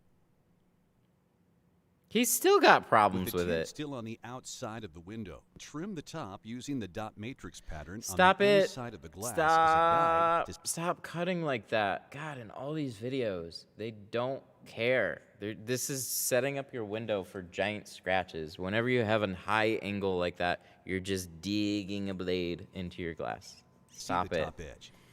I'm just tired of seeing Spray this. the outside of the window again to prep for the next strips to be applied below, and repeat this process on the outside of the window. So we're gonna until shingle the back glass is the whole back with glass. the exception of the bottom strip. And it's gonna look overlapping beautiful. each strip slightly at the middle and more at the sides. Move back to the interior side of the back glass and rinse and squeegee again to ensure no dust. Well, you already is got present defrosters. since the What are film some is extra clean. lines? Who cares? Remove the top strip from the outside back glass. Wait, are and we move not going to the bottom? inside of the vehicle with it. Once you have moved to the inside of the vehicle with the top tint strip in hand, remove the liner from the first 8 to 10 inches of the tint strip, wetting the adhesive side as you go. Just get it Next, all over spray the top inside. of the inside of the window with application That's fine. We solution. do that anyways. Apply the first strip to the top of the window, removing the liner as you work across the glass. Then adjust the position to ensure there are no light gaps. It is level and well positioned to match the next piece to be installed. That's cool. That's Use all the good. squeegee to move I got the no remaining problems with that. It application just looks like solution hot out from under garbage. the film. Repeat these steps as before, slightly overlapping each strip, working your way to the final strip at the bottom. For the bottom strip, place the tint strip on the outside of the glass, just overlapping the strip above. Okay, so we are This doing the time whole trimming window. around the dot matrix pattern and brake light if applicable. That's better. Once cut, You're holding the blade apply better bottom there. inside strip to the So inside he like did the previous first strips. ones, and then he saved the Lastly, last one squeegee the for final last. tint strip into place, removing That's all okay. application solution. I just pushing it to thought the they edges might of the ignore the glass. whole bottom altogether. Now, step back and admire. Get the fuck. Come on. You know what I mean about severe angles? Let's just angle it so far down that you can't see it anymore. It just looks white. Overcast day from the sky, nothing but that. Step back and admire. How to apply window tint in your vehicle. How to decide it using Alpina products. What are you getting me into now? Let's see. Thank you for choosing. Wow, this is an old one. Grubby or low lint. Oh, this one's like way old. All right, I gotta order some food here real quick, actually. We're probably gonna hop off stream.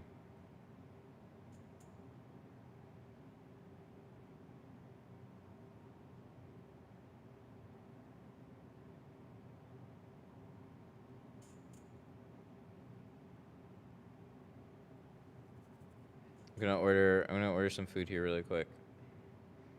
We're gonna get ramen and sushis.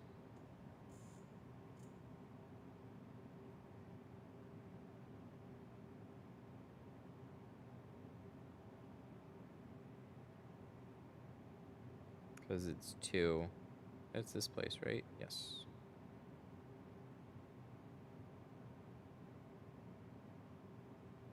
Instead of calling Gila.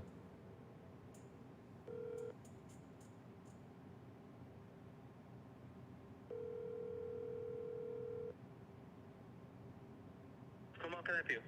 Hi, can I place a takeout order? Yeah, what can I get for you? Can I get the katsu ramen? Yep. 1 California tempura roll. Yep. 1 yum yum roll. Hmm. And then you have something called a salmon lover? Yes. Can I get one of those too? Yep. And that's all. 40 for 37. It will take about 25 minutes. Thank you. Okay, cool. Thank you. Easy peasy. It's about 35 minutes. Okay, I have a few minutes here. This reminds me of like the old Gila installation videos, like the really, really old one. Maybe pulled up It's under very the film. blurry too.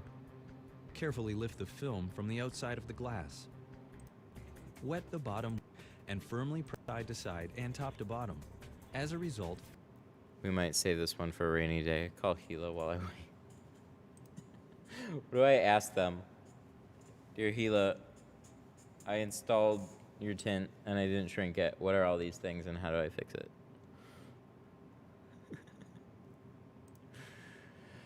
Did somebody actually get through? Try calling them and like, you could always call us. And then there's just like nothing there.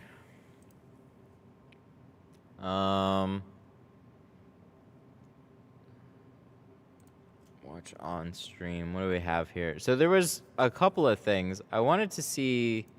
Your windows for less than $20. This is how you do it. No middleman, no having to drive it to a place, nothing. As you can see, this is our budget window tint, cheap and easy. I'm sold already. This guy is just like, he's got some more energy. I need something a little bit more upbeat.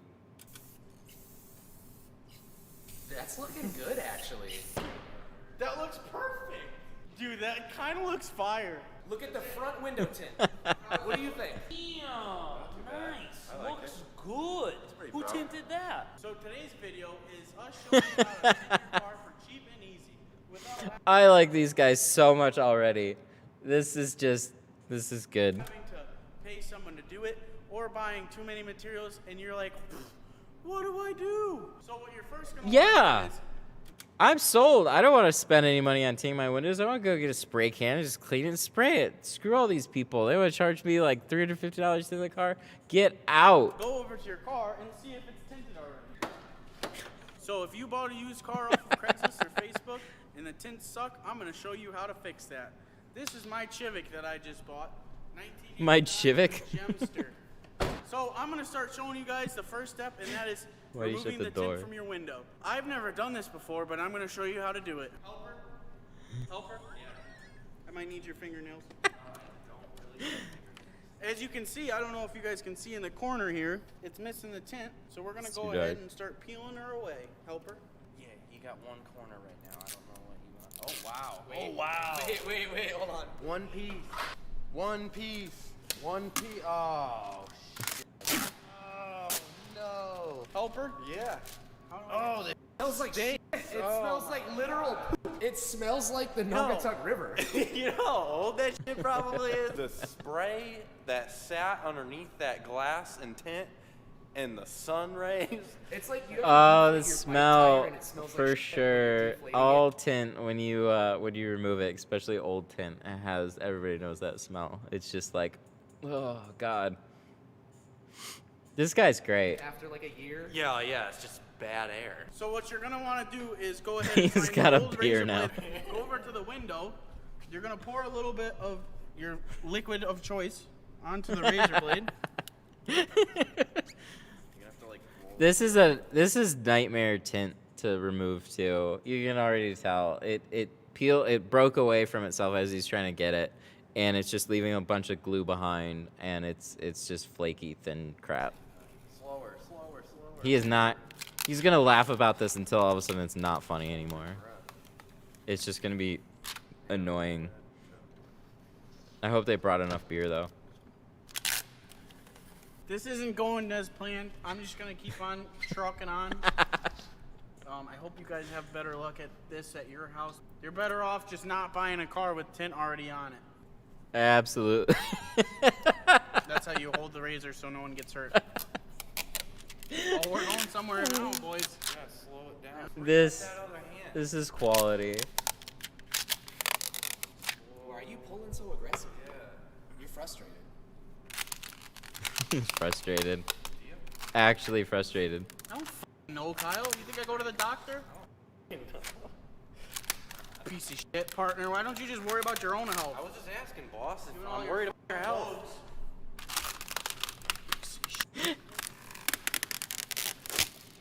He's extra frustrated. At this point, he just wants to get the part where he can spray paint his windows, and then he's got a bunch of crap to clean. Now that you have the tint off the window, you're gonna want to spray it down, clean all this glue off. You're already flapping in there? Yep. It's just an easy thing to do. Oh god.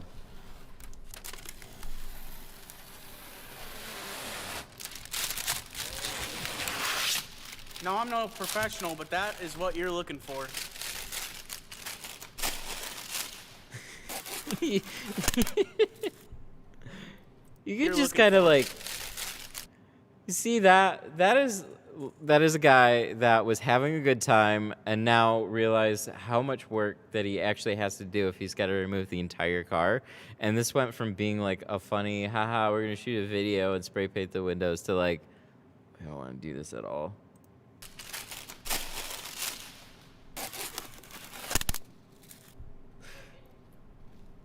Hi, puppy. You want to remove the windows? Nope. We're gonna go shop for the tint here at our local AutoZone and see what we can find. I get all my car parts here. I was looking for actual window tints right now. Where is it? As I you get can all see, my this car is our parts budget here. window tint, cheap and easy. Only $16. That's super cheap. So this is what we got. Yeah, man. A bunch of fucking raggy idiots. On your ride back from AutoZone, you're gonna want to go ahead and throw the tint on the dash so it stays nice and warm and ready to be sprayed.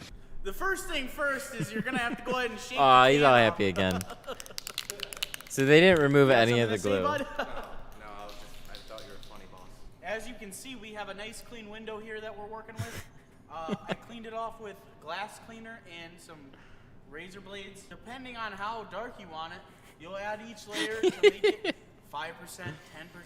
It's probably smarter leaving the glue there, even though it's not like, you know, it's gonna be a whatever job. But leaving the glue there might actually make the spray be a little bit more even than just raw glass.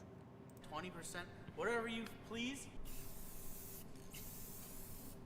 That's looking good, actually. No masking Oh whatsoever. my God. What? That looks perfect. Dude, that kind of looks fire. We're going to go ahead and move on to the driver's side now. We probably Completely have about half unusable. a can left, so we should be good to go. I think this looks good on this side. This looks fine on this side now with it shut. Actually, with the door shut, it looks really good. Look at that antenna. What did they do here? They just like bent the antenna and put it through a rust hole. Perfect. Looks just like the rear window, right? Money shot. So if you want to tint your windows for less than $20, this is how you do it. No middleman, no having to drive it to a place, nothing. You just got fucking a can of tint and a Honda Civic with some tint. Look at the front window tint. What do you think? Damn, nice. That 5-foot rule. Good. Who tinted that? These limo tints? Wow, they did a nice job. What the fuck? You sprayed these on? I could have noticed that. What the fuck? Luckily, my grandfather gave me like $40, and I bought all the head gasket stuff to repair this. So I finally repaired the head gasket.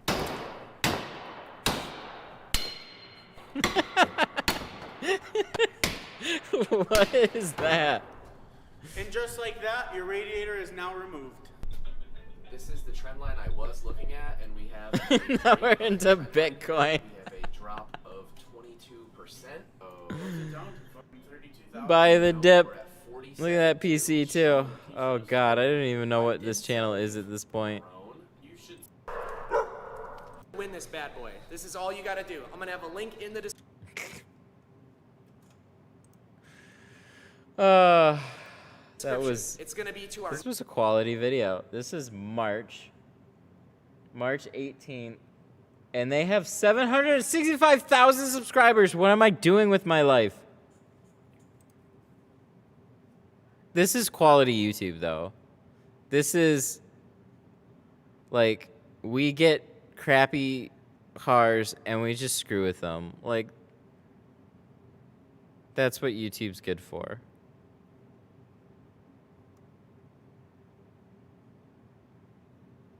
I want to see the radiator video here, but I think I gotta go. I think I gotta go pick up some food. I gotta close up and pick up some food. They said 35 minutes, so it's been about 20. Good stuff. Where's my screen here?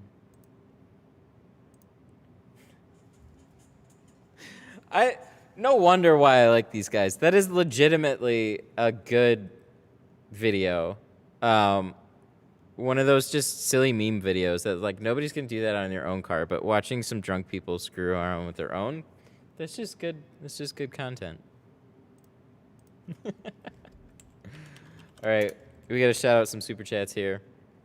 So let me go to dashboard. That's where it is. Activity. All right, so big thanks to super chatters today, Jason, Daniel, and Daniel.